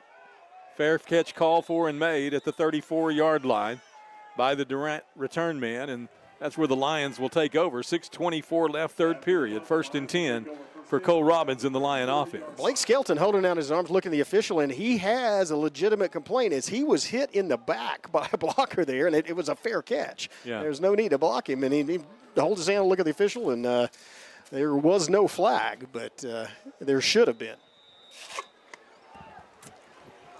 So the Savages, again, 6:24. Yeah, I might expect Robbins, given that storm's coming and it's going to be a delay, or that may be, I think they may throw one through the end. They actually have thrown it twice toward the end zone early. But Savages just have. They got a bunch of big backs in the backfield here, so they got a couple of big blocking backs, kind of in an H look. Here's Robbins. Will hand off to Manhard. Follows that strong side, and he's going to get 5. Pushes across almost to the 40-yard line. Stopped just short of it. That was DeJohn Hall in the tackle. Skip, earlier today we were talking, not on air, but about how the Savage tackling chart, the first 6 guys on that are in the force unit. We don't have a lot of defensive backs making tackles. That's a good thing when your line and linebackers are making them, but they got through the line that time, forcing Hall to come up and make the stop. We're halfway through the 3rd period, under the 6-minute mark here. Still a power set, a little bit of a different look this time, but still 3 backs in the backfield. Robbins wants to throw it, has some pressure, looking down the right sideline, and just fires the ball over into the Durant cheerleaders. Incomplete with 5:36 left in the period, and that's going to leave 3rd down and about 4. That was Sossaman applying pressure, flushing him out of the pocket, and he again, there's holding on almost every play, but looked like he might have been held and prevented from chasing Robbins out to the corner. So the incompletion will stop the clock with 5:35 here in the 3rd period, and they'll stay with that power set. This time they go with that H look again on the right side of the offense. Handoff, Manhard straight ahead. Boy, he's going to move the chains.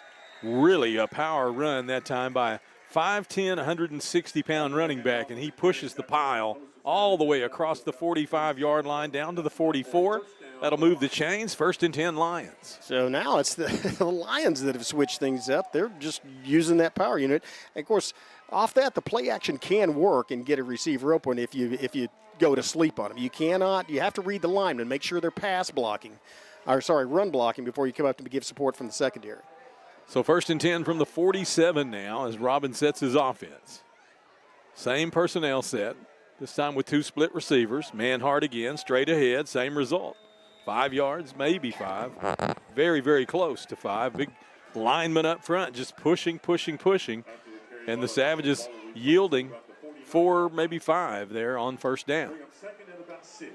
Yeah, they're beating the Savages off the line, and then the Savages are not bringing the ball carriers down with first contact. And again, we talked about that. This is a good running back. He's listed at 160. He looks bigger than that. He runs bigger than that for sure. Well, he does until he's up. I mean, when you look at him next to a quarterback that's listed at 200, He looks to be about the same size as that guy. Yeah. So I don't know if that 160 is accurate or not. Here he is again, another run across the midfield stripe as Pratt gets him by the knees and brings him down inside Savage territory at the 46-yard line. He's about 3 yards short of the first down, and they'll have third down and a long 3 yards to go. Well, they've had success, a little less that time, and that's who you want making that stop. You want your strong linebacker to come in there and make the stop. That's what Pratt is. That's what this defense is designed to do with Pratt. He did his job that time, wrapped him up, and took him down. So Robbins gets the play, brings it into the huddle, sends Washington Maisie into the slot this time, left side. Manhard on the left hip of his quarterback. Nobody split to the wide side of the field. They'll hand it to Manhard straight ahead, nothing doing as he's driven backwards. Sossaman, Brown, Meddock formed a wall. So that's going to be a turnover on downs, right? That was fourth, wasn't it? Oh, no, this is fourth. I'm sorry. 4th down and 6 as the punting unit of the Lions will enter the field. Clock on the move, 3:15 left, third period. And Graydon Howell back inside his 15-yard line waiting the punt from the Lions. Last punt we saw from this guy was a beauty, but it went through the end zone. Beauty, eh? A beauty, eh? Bob and Doug. That's us. This Whoa. is not quite the kick. That was a line drive. More. Wow, that's quite the polar opposite of the one we saw before. Oh, man. Man. We'll call him a very versatile punter. You hate it. I mean, I'm not this is a 17-year or whatever, 16-year-old kid. I don't mean to make fun of it, but just from what he did before, it was a beautiful, beautiful kick. And that time it was a pure shank, which looks like me on the golf course, actually. Well, you know, the thing is, though, it doesn't give us a chance to return it. It gets it out of bounds. Yeah. But Savage defense bent, but didn't break on that last drive. And so offense gets another chance. Oh, man, I think maybe not the first play, but I think you're going to see Graydon Howell trying to throw it to DeJohn Hall at some point during this drive. Graydon in the shotgun. Good blocking up front. No real pressure on him. He's going to throw way deep for Dejon. Dejon's got it at the 42-yard line to the 35 and tumbling down inside the 35-yard line as Hall and Howell connect once again for a big play. 2:39 left, third period. The Savages 1st and 10 inside the Lions into the field. That was beautiful protection, as you see what happened when there's no pressure on Graydon Howell. Man, he threw a rope, and that's the biggest difference between last year and this year is his passing. Graydon Howell is throwing ropes. He's getting balls on target. And he's also able to throw those short passes in small crevices at the goal line. Hand off to Neal, looking for some blocking, has some hole. A 35 to the 30, inside the 30 and down at the 26-yard line is Jatarius Snooty Neal. Some good blocking up front, Chris, as they was right between the guards that time, and there was a lot of crease for Neal. He just tucked it and went straight east and got himself about 9 yards. Yeah, Savage is rolling in. Looks like they're going to – the Lions are going to call a timeout. I don't blame them. The Savages, where are we at? We're at the we're at the 20, just across the 25-yard line. We've made over 50 yards in 2 plays. So the Savages with a 2nd down and very short with the football just outside the 25-yard line and 1:56 left here in the third period. I'm not sure how far this weather front is from us. I do see a lot of cell phones with colorful maps as I look down into the crowd. Everybody's kind of watching the radar. They're heading right for us.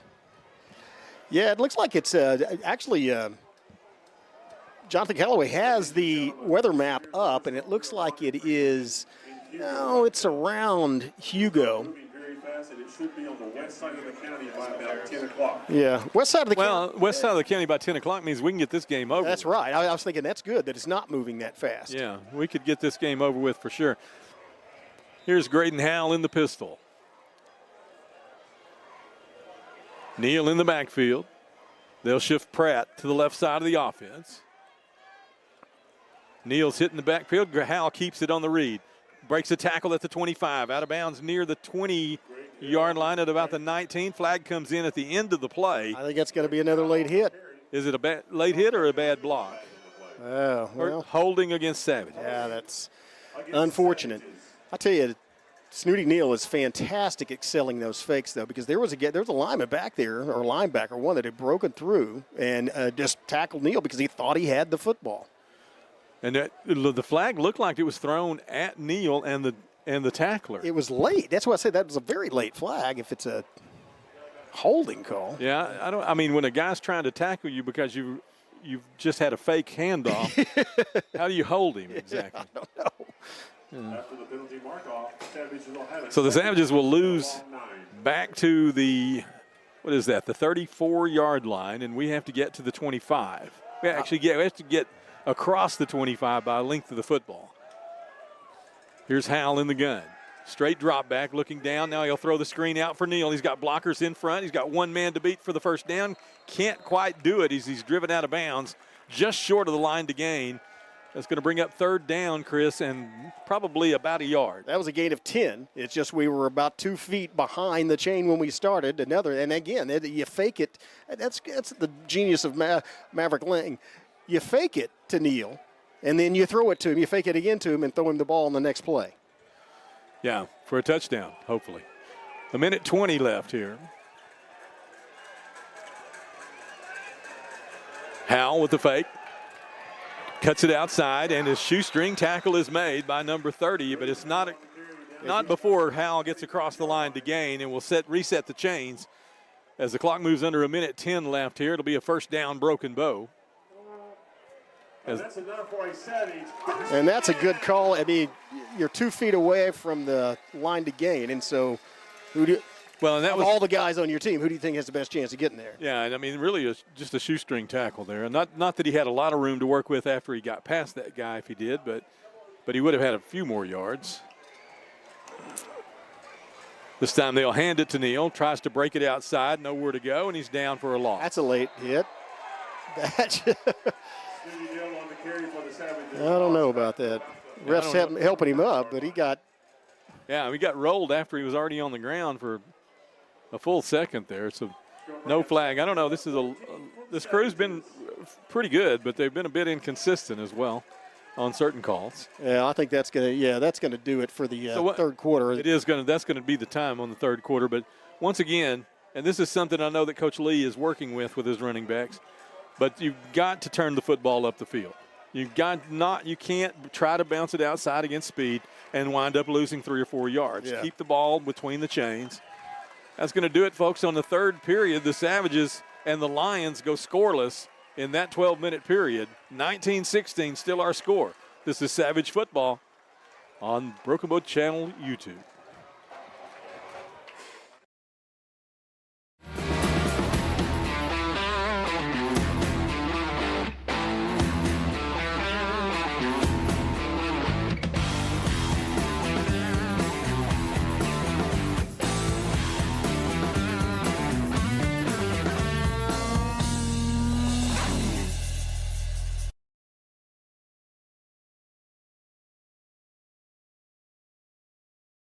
The rodeo and the Wild West, that's going to live on past my time because a rodeo cowboy or cowgirl certainly are unique individuals. And you got to be pretty special to ride more, to win more. It's man versus beast. That's as basic as it gets. The only way you fail is to not try. See and share our stories at togetherwe'remore.com. And welcome back. 12 minutes of football remain here at Memorial Stadium. The Savages, after a loss of about 3 on first down, find themselves with second down and 13. Graydon Howell dropping back, plenty of time, looking for Dejon Hall. Dejon has it, but he's knocked out of bounds before he can get his foot down inside. So that's an incompletion. Stops the clock with 11:51 left. That was a beautiful catch. Man, he again leapt in the air, reversed all the way across his body, concentrated, brought the ball down, and he was shoved out of bounds, but he still landed out of bounds, and so it's incomplete.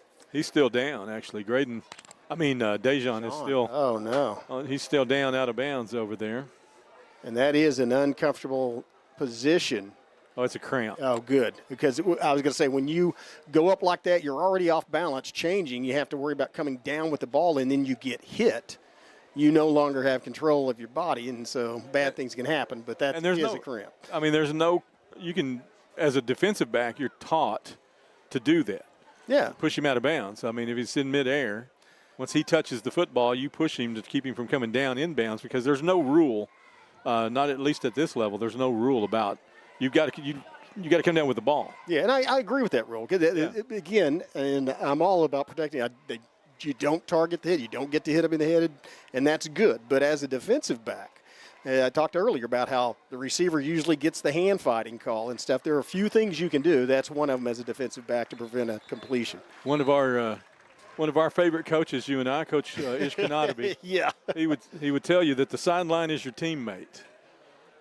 Yeah, and former University of Oklahoma defensive back coach Bobby Proctor would say you got to hit him in the ear hole, which that's true. That was definitely the old breed. So Graydon in the formation here, pistol formation, on 3rd down and 12. Fires the football across, in and out of the hands of Isaiah Fields and incomplete. Savages just having trouble executing tonight. I mean, they had the play right there, and Fields had no one near him.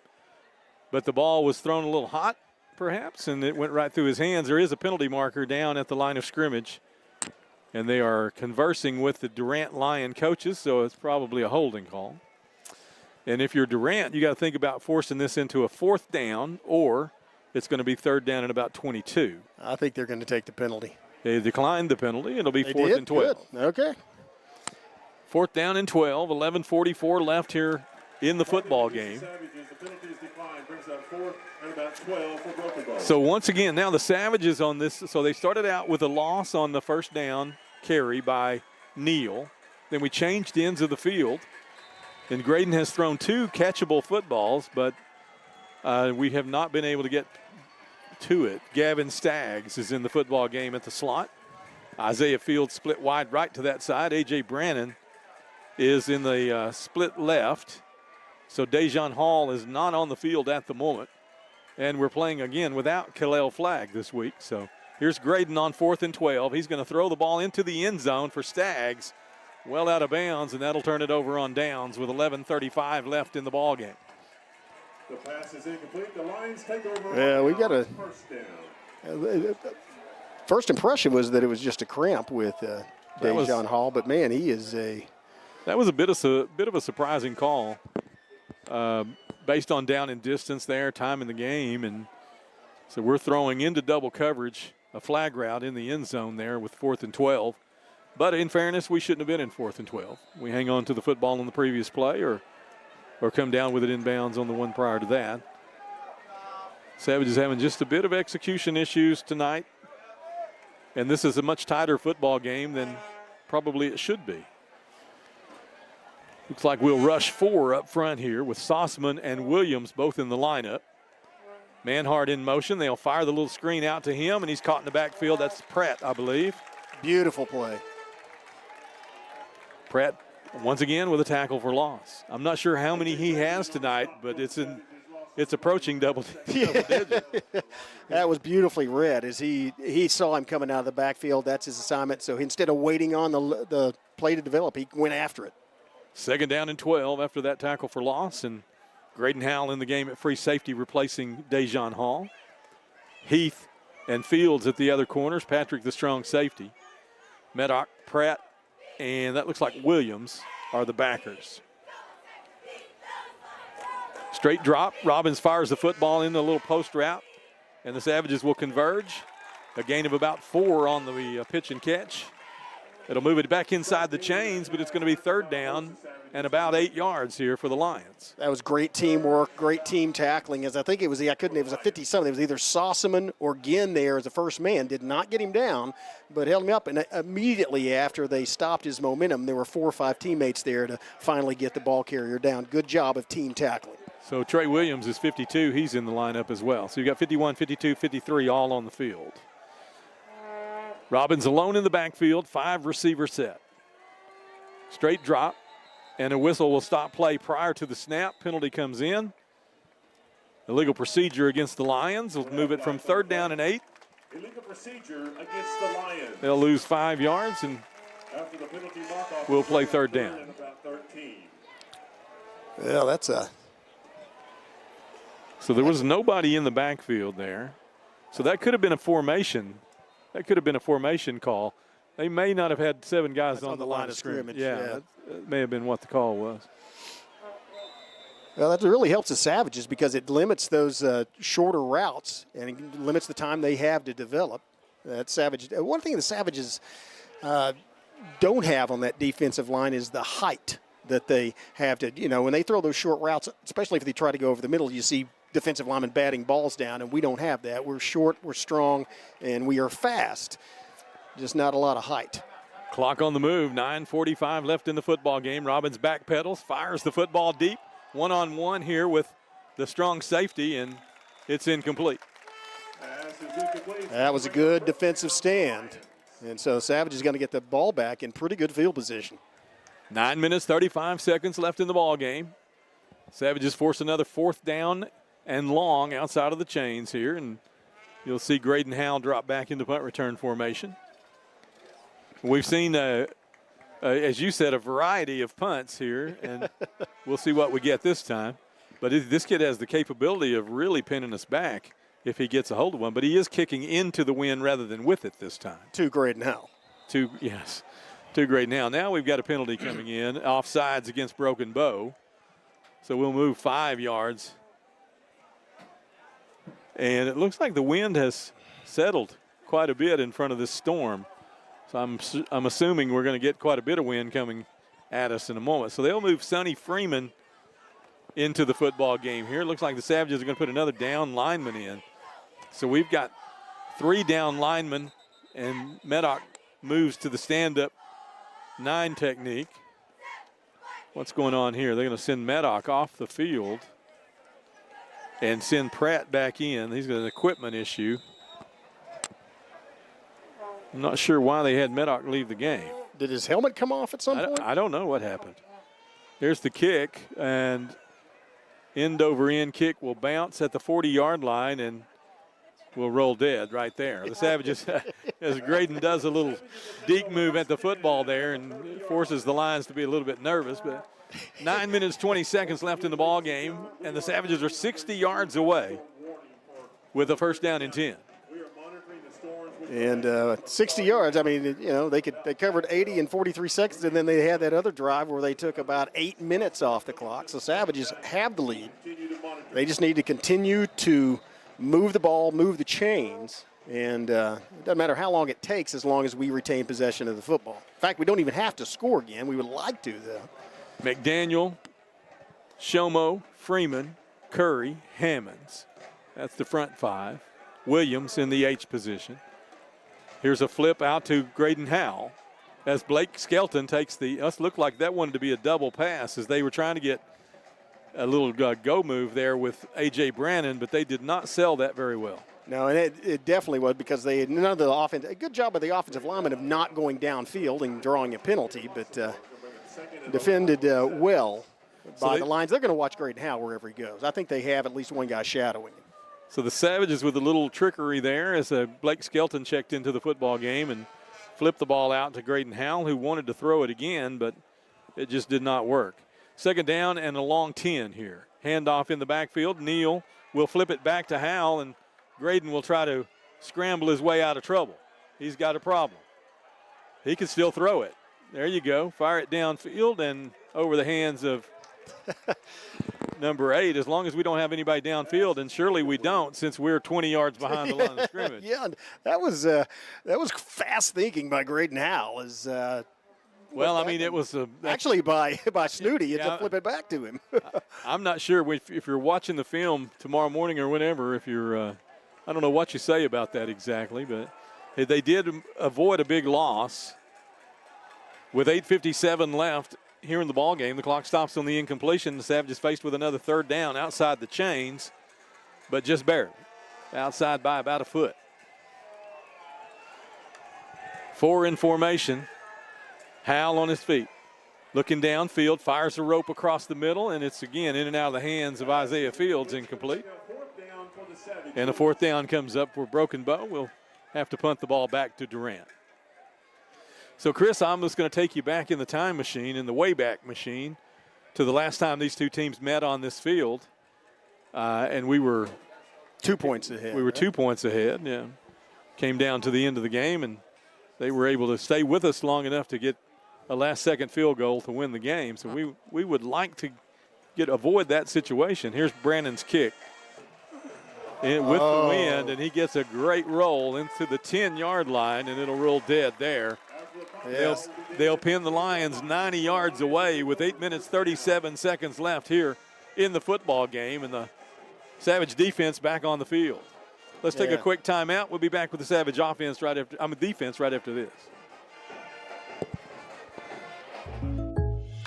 Life insurance that meets your needs now for when they need it most. With help from your State Farm agent. Call Jennifer Broaddus, State Farm agent in Broken Bow today. Like a good neighbor, State Farm is there. Get a quote today. At McCurtain County National Bank, we are continually seeking ways to meet the changing needs of our customers. We offer a full range of services. And welcome back. Here we go with Cole Robbins firing the football out into the flat. Was that caught? Yes, it was. It did. I thought it bounced off the ground. But gain of about 3 on the catch. Clock moves with 8:25 left in the game. But the official is about 105 yards closer to that than I am, so I'm going to trust his call. Second down, I'm going to say a long 6 yards for them here. They'll send 2 receivers to either side. Actually, now they're going to send the running back out into the slot to the wide side of scrimmage, and Robbins is alone in the backfield. Savage is rushing 4. Robbins looks one way, now will turn, reverses the field, and tries to flip it out to his receiver. Behind his back it goes and falls incomplete. Stops the clock with 7:54 left. Good pressure applied by Trey Williams. And again, instead of going directly at Robbins, he took an angle to prevent Robbins from trying to turn it up and run. And as a result, he had to throw it. Now, he threw that one. That was not a good pass. He had to throw it into the dirt. So a 3rd down and 6 here for the Lions. They'll stay in an empty backfield. 5 receiver set, forcing the Savages to have to play coverage. Can we get rush with our 4 up front? There's a pass by Robbins, is caught across the 25-yard line to the 26, brought down by Brannon and Patrick, and that'll move the chains. Heath also in there on the tackle, but that was just a well-run route, good pass, and results in a 1st down for the Lions. 3rd down and 6, and they execute, moving the chains. Clock on the move, 7:35 left in the football game. The Lions 1st and 10 from their own 26-yard line. 5 receivers. This time they'll go with the trips to the wide side of the field on the left side of the offense. Robbins with the snap. Pump fake. Now he fires the double move, and he's got a wide open receiver. Washington Mazie on his way to the end zone is the broken play. And the Savages have given up a long touchdown, and the Lions have the lead with 7:09 left in the football game. Yeah, it was either one of the backs on this side, either Hall or Heath, but they bit on that pump fake, and that was wide open. So Heath is the cornerback, and Hall is the safety. So it's Heath's coverage first, but they both bit on the pump. And Washington Mazie was wide open behind the defense. Not much you can do when he has a 20-yard head start on you. Yeah. Yeah, this would be a good time for the Savage. If they really wanted to block an extra point, this would be the time, because it's a 3-point game right now. If Durant makes this, it will be a 4-point game. Can't tie it with a field goal. 22-19, and extra point on the way. Snap is low. The kick is up. Looks like he got it. 23-19, 7:09 left here in the period, in the ball game, that is, and the Lions have their first lead of the football game. Let's take a timeout. We'll talk to a media sponsor here, and we'll be back in just a moment. Experience the charm of downtown Broken Bow and discover a wide variety of newly opened shops, tantalizing dining experiences, and an inviting lounge waiting to be explored. Whether you're shopping for unique finds, getting in a quick workout or sauna, or soaking in the lively atmosphere with some ice cream, our downtown area has everything you crave, completely revitalized. Embrace the excitement and let the heart of the community sweep you off your feet. Visit us today and ignite your senses in downtown Broken Bow.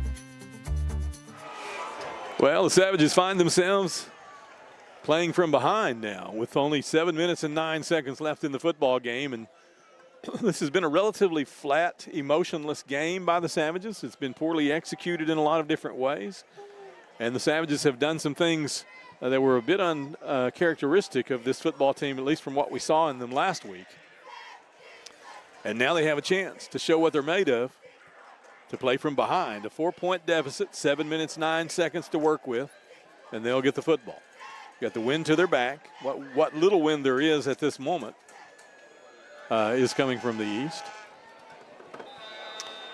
As the Lions tee it up at the 40-yard line, and the Savages send Isaiah Fields back deep in the middle of the field.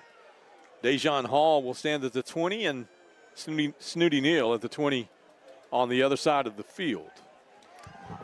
So the Savages really, with some mental breakdowns defensively tonight, have given up some long touchdowns. High kickoff will bounce out of bounds, and the Savages will have an option here to force a re-kick or take it at the 35, and Maverick typically is prone to take it at the 35-yard line and just settle for the field position. And I don't think he's even consulting with them, so that's what's going to happen here. Savages will get it at the 35, 7 minutes, 9 seconds to work with. First down and 10.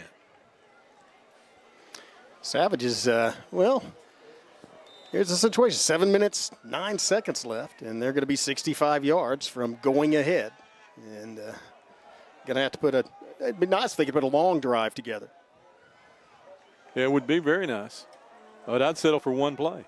Yeah, just as long as you get in the end zone. Just score. They'll flip Pratt to the left side. 4 receivers in formation. The handoff is to Neal. Running hard. 40, 45, midfield. Into Lion territory at the 46-yard line. A penalty marker comes in on the tackle, and the helmet comes off of Jatarius Snooty Neal. But a big run, the biggest run from scrimmage in this young season so far by the Broken Bow Savages, and Neal has the wind knocked out of him as he's having trouble. I hope it's the wind knocked out of him, Skip. He's definitely in a bad way here, Chris.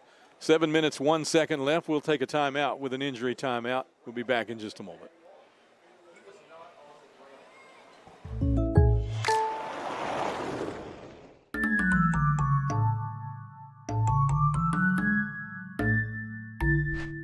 Call Jennifer Broaddus, State Farm agent in Broken Bow today.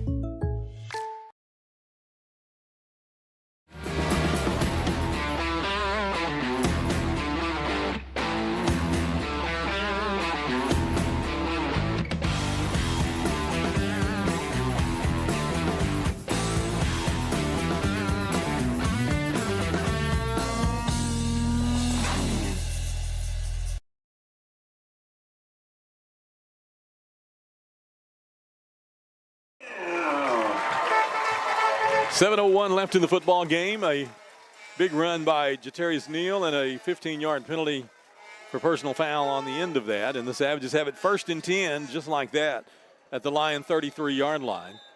Cole Patrick in the backfield now, replacing Neal. Howell in the pistol. Handoff, Patrick hitting the backfield. Down he goes. No gain on the play. Maybe a loss. Yeah, I think he actually lost a yard on there. There's some something going on after the whistles. They took the ball away from Patrick, but after the whistle. Loss of a yard on the play, 2nd and 11. Clock on the move, 6:35 left in the football game. Savages down by 4, 23-19. Heavy dose of the run tonight by the Broken Bow Savages. And we've seen some drop passes when the Savages have thrown the football. So let's see if we can execute here in the final 6 minutes of this football game and get a score to go ahead. Hal's trying to redirect his H-back to the other side of scrimmage. Play clock's at 1.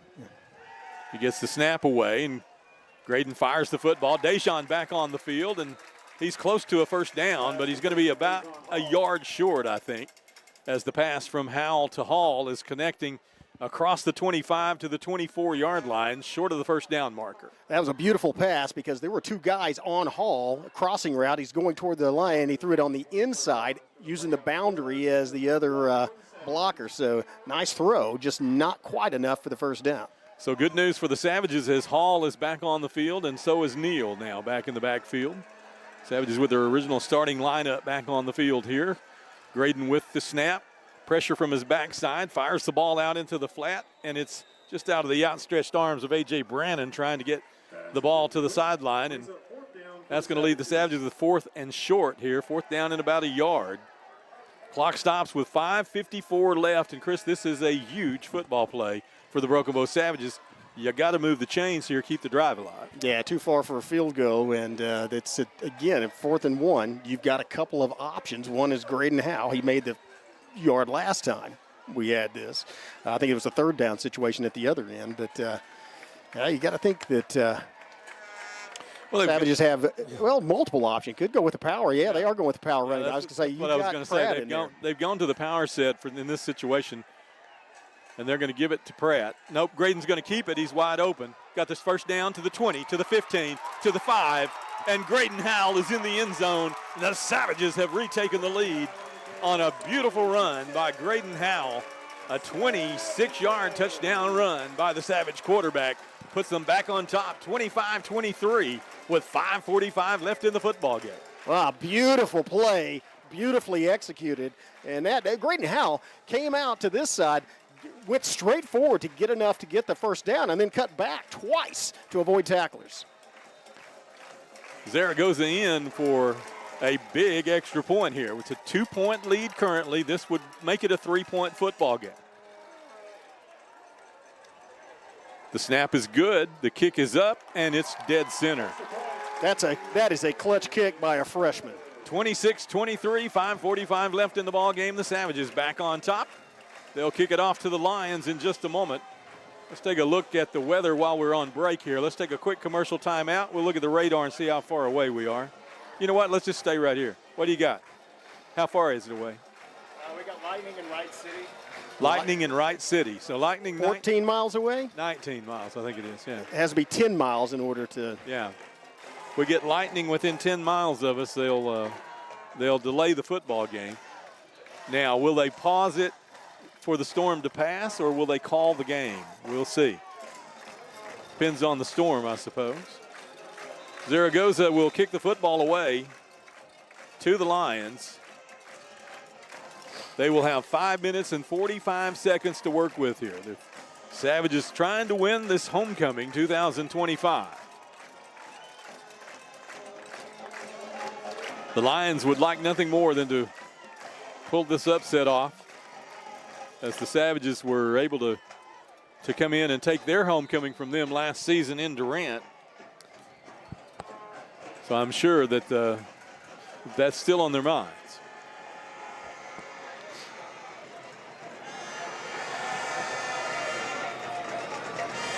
And Zaragoza's kick is not a good one this time. It'll bounce at the 38-yard line, fielded at the 36, and that's where the Lions will take over. Only 2 seconds roll off the clock there, and so the Lions offense will have plenty of time to work with here. As the Savage defenders hit the field, that's Jimmy Brown and Jackson Porter at the tackles. Jason Sossaman and Cale Ginn are the ends. Braden Williams, Cade Pratt, and Bladen Meddock are the linebackers. Javian Heath and Isaiah Fields the corners. Graydon Howell and Cole Patrick are the safeties. Yeah, Savage is going to have to, basically watch everybody, but you got to watch Washington Maisie, and you have to watch Polk. He's the one that got loose earlier. 5 receiver set. Cole Robbins in the backfield. Savages rushing 4 up front. Motion. Jet sweep fake. Robbins hit at the line of scrimmage. Rolls forward for about a yard, maybe 2. They'll mark him at the 40, give him 2 yards on the carry. 2nd down and 8. Clock moves with under 5.5 left. Nice contact at the line of scrimmage by Jackson Porter, and just too much of a blow for the quarterback to keep his feet. 2nd down and 8. Empty backfield. Dejon Hall quickly into the football game. They'll send in a DB, take out a linebacker. 5 receivers. Robbins with a quick pass. Caught at the 45-yard line. Stopped immediately by Cole Patrick, short of the first down. That's going to leave 3rd down and about 3 as the clock moves under the 5-minute mark. He's across the 45, in fact. Let's call it 3rd and 2. That's a good tackle in the open field, and that's what you have to react when you see that pass is going to be made. Once it's released by the quarterback, don't let the pump fake draw you off, but go straight to the receiver and then take him down. It's the mark of a good football game when there's a storm this close and you still have a big crowd. There are some empty seats. Some folks have left. Here's Robbins. He's going to try to keep it. Chased by Pratt. Turns it up. He has first down yardage in Savage territory across midfield to the 46-yard line. And with 4:21 left in the ball game, the Lions have another 1st and 10 in Savage territory. That's a good job by Pratt, but he didn't have any help as he forced him outside almost to the boundary, but there was nobody else over there to tackle him. And well, his containment got pinned to the inside on the defensive end. And granted, that's a sophomore playing in only his 2nd varsity game. But he did get pinned to the inside, with left Pratt on an island with the quarterback. Robbins with the snap at midfield, fires it out into the flat again. It's caught, driven out of bounds by Fields inside the 40. That's a big gain. They're going to stop him short of the 40. They say he went out of bounds. We'll call it the 41-yard line. 2nd down and 5. Well, this game doesn't lack for drama, does it? Now you have Cole Robbins moving his team with under 4 minutes left, trying to get a go-ahead score. Yeah, and it's interesting that these are not downfield passes. I mean, most of these passes are 3 to 5 yards at the most. West Coast offense. Robbins with the snap, looking down, pump fake, and the ball's thrown a little, almost well, I would call it uncatchable, actually. Sidearm? Yeah, I would say the way he threw the ball out there was receiver really didn't have a shot at it. Incomplete pass, 3:47 left in the ball game. 3rd down and 5 now for the Lions. Savages need to get 2 stops here and get the ball back. Polk, the intended receiver on that last one. They've stayed in the empty set here throughout this possession, and they will still. Trips into the wide side.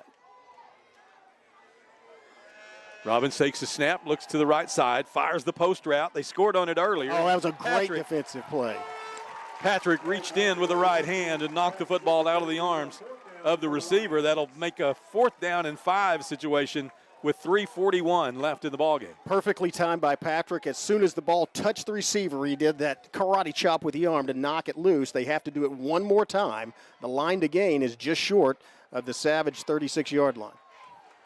The football is just outside the 40. So here we go. 4th down and 5. 5 receiver set. Robbins in the gun, tries to get 5 the easy way, and the Broken Bow linemen hold, to their credit. Good Now they'll take a timeout. That was excellent concentration and focus by Broken Bow.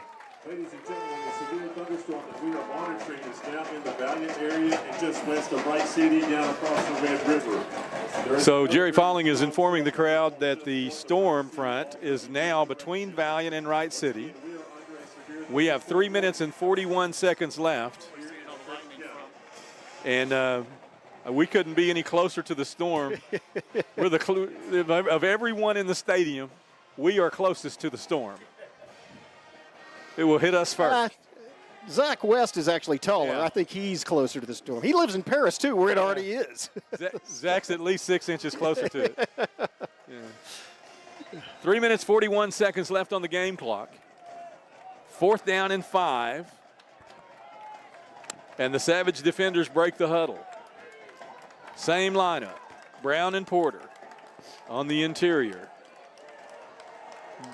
Cale Ginn at one of the end positions. Savage is in a prevent look here as they bring their defensive end out into coverage. And rush, are they going to rush 2? What are we doing? Timeout, Broken Bow. Yeah, I looked like we were confused. I don't think we knew where to line up there. With 3:41 left in the ball game, let's take a commercial timeout. We'll be back in just a moment. The rodeo and the Wild West, that's going to live on past my time because a rodeo cowboy or cowgirl certainly are unique individuals. And you got to be pretty special to ride more, to win more. It's man versus beast. That's as basic as it gets. The only way you fail is to not try. See and share our stories at togetherwe'remore.com. Well, this is a very big situation. I mean, don't want to overplay it, but this is really the ball game right here. 4th down and 5. If you make the stop, you can run the timeout off the clock. Let's hope this is the ball game right here. Well, let's do, yeah. But this is a very, very big play, but this is a second half that's been full of big situations. Watch Robbins on the scramble. Robbins in the gun, 5 receivers. Now he'll send Maisie in motion. Washington, Maisie fires it outside, incomplete. A penalty comes in, and they're going to get Fields on an interference call here, and they'll reset the downs, and the Lions will get another set. Clock still moving. Another penalty. Clock still moving. Another first down by penalty. Clock still That's happened moving. a lot. Clock is still moving. Clock still moving. Hardy against the Savages. Now the clock has stopped.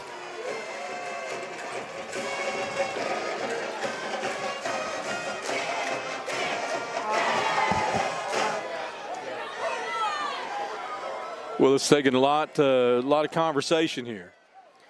I didn't think that was interference.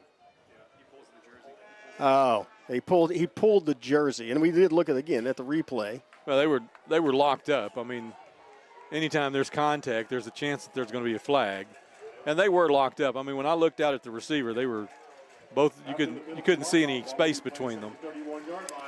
Ball's at the 31. 3 minutes, 17 seconds left. It's a 3-point football game, 26-23. Savages have 2 timeouts. The Lions have 1 remaining. And again, the Savages with a mental break here as Jackson Porter jumps off sides. We'll give them 5 the easy way. Inside the 30 now, down to the 26-yard line. It'll be 1st and 5. And you saw A.J. Brannon walk over there and point to the football and say, watch the football. You're not going on sound. You're going on motion. Trey Williams checks in, and A.J. Brannon checks out of the football game. That's an interesting move. Send a lineman in and a linebacker out. Oh, that's just bringing it back to balance here. That's 4 linemen. Robbins in the gun. He has a man hard in the backfield. He takes it. Is hit immediately and driven backwards. Who is that? Pratt. Yeah, that's Pratt on the tackle. And that's why, because with that penalty, it became a 1st and 5 situation. Savage defense thought they would probably try to run to move the chains. That's exactly what happened, and they played it well. Good job by Pratt. Good job by the defensive lineman of stacking things up there. No gain on the plays. Football remains at the 26-yard line. 2nd down and 5. Clock still moving with 2:45 left in the football game. Lions have 1 timeout. Savages have 2. 3 receivers to the wide side. Savages rushing 4. Robbins looking right. Now he's got some pressure. Tries to run it, and down he goes. That's Porter, who says, I gave him 5, and I'll take 5 back. Paybacks. Nice job by Porter. And he wasn't the only one loose in that backfield either. That pocket collapsed immediately. Back near the 30-yard line. 3rd down and about 8. Clock moving. 2:15 left in the football game. Lions are seemingly in no hurry. The play clock down to 20 seconds. Game clock down to 2:05. Trip receivers into the Savage boundary. Robbins in the gun, calls the signal. Pump fake, looking for a receiver. Now he'll try to fire it out into the flat. Savages are there and gets a hand in on the football. Beautiful defensive play. I believe that was Fields. Fields, yeah. Coming in with the hand, broke on the ball. Somewhat very similar to the play that was the interference call earlier. I mean, when you're a cornerback one-on-one with a receiver like that, that's really all you can do is lock them up, and you just hope that you don't get flagged. I think that's a penalty. When you get your hand on the football, that's good enough.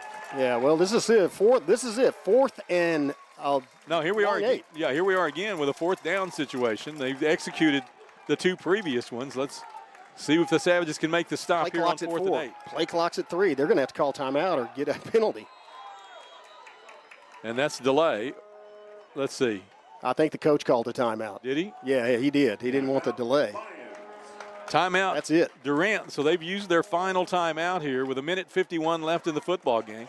Let's stay right here. It's 4th down and 8 as the 2 teams talk things over here. So in the terms of what's fair is fair, we've talked about some execution problems that the Savages have had, but they've also come up with some very big plays, some very big stops when they've needed them in this football game. But this is a situation that could not be any more important to them. 4th down and 8, 29-yard line, minute 51 left in the ball game, 3-point lead. The time is a bit different, but this is the same situation as last week. 3-point lead, 4th quarter. You have to make a stop to win the football game. Against a 5A opponent. Against a 5A opponent. Last week it was Graydon Howell ripping the ball out of the hands of the McAllister running back. Well, let's see what happens on this play. All you got to do is keep them from getting to the 21-yard line. So they're in with their heavies here. They're going to try the field goal to tie the game. So this is the kid that was kicking in the pregame, and we said 45. He's going to line up for a 46-yard field goal. He bounced 45 off the goalpost, off the crossbar. I'm not sure he can get it there. Bad snap. The kick is up. Boy got it, and it is short. Ball game. Minute 44 left in the football game, 40-43, and the Lions tried to tie the football game on a 46-yard field goal, and he just did not have the distance. He did have the angle. It was right. It was right on side. Right, yeah. It didn't make it there. In fact, it almost hit the support bracket, the upright. But well, Savages, barring some crazy turnover, have done it once again against a 5A opponent. I mean, all you have to do is kneel it twice here, right? Yeah. So, with minute 43 left and no time, your opponent has no timeouts left. Savages, who won last week 23-20, and appear to be on their way to a homecoming victory, 26-23. And we're going to wrap up a quick post-game show, folks, I'm going to tell you, because we're going to be boxing and bagging to try to get out of here before this storm hits us. I don't know. We're 100 feet off the ground in a metal box with wires on our head. What could go wrong? I have your attention, ladies and gentlemen. At the conclusion of the game, we please ask that everyone please exit the field to your vehicles. Please exit the field. With no one on the field, no pictures taken. Please exit the field. Yeah, we're not going to have a Moving into the county. they're not going to have the team going with their team meeting. They'll just go do it at the locker room. Garland to Wright City. So the Savages, lost 6 on kneeling that play. Graydon's statistics are taking a bang here, but They should do it like the doesn't the NFL no longer count an intentional kneel as a negative yardage? I don't know how the statistics work in high school, honestly. But they shouldn't penalize the player. They could penalize the team for negative yardage, but not the player. So the clock down now. We'll have to snap it one more time as the game clock has 45, the play clock has 34. So the Savages will need to snap one more time, and that'll do it for the football game. And again, folks, I'm just preparing you here that we're just going to wrap up very, very quickly and start boxing our equipment. 28 seconds left, 15 on the play clock. And the Savages will take the snap at the Graydon's at the 3-yard line, so this should do it. 4 seconds, 3 seconds on the play clock, and now he takes the snap, he takes the knee, and the Savages take the W. 26 for the Broken Bow Savages, 23 for the Durant Lions. Congratulations, the Savages are undefeated, 2-0 on this non-conference schedule. They've defeated 2 Class 5A football schools, and they will face their arch rival, the Ida Bell Warriors, next Friday night. The first road game of the season will be live at 7:15. Football game at 7:30 next week from Ida Bell. For Chris Chandler, Jonathan Calloway, Zach West, I'm Skip Copeland. God bless you all. We'll see you next week from Ida Bell.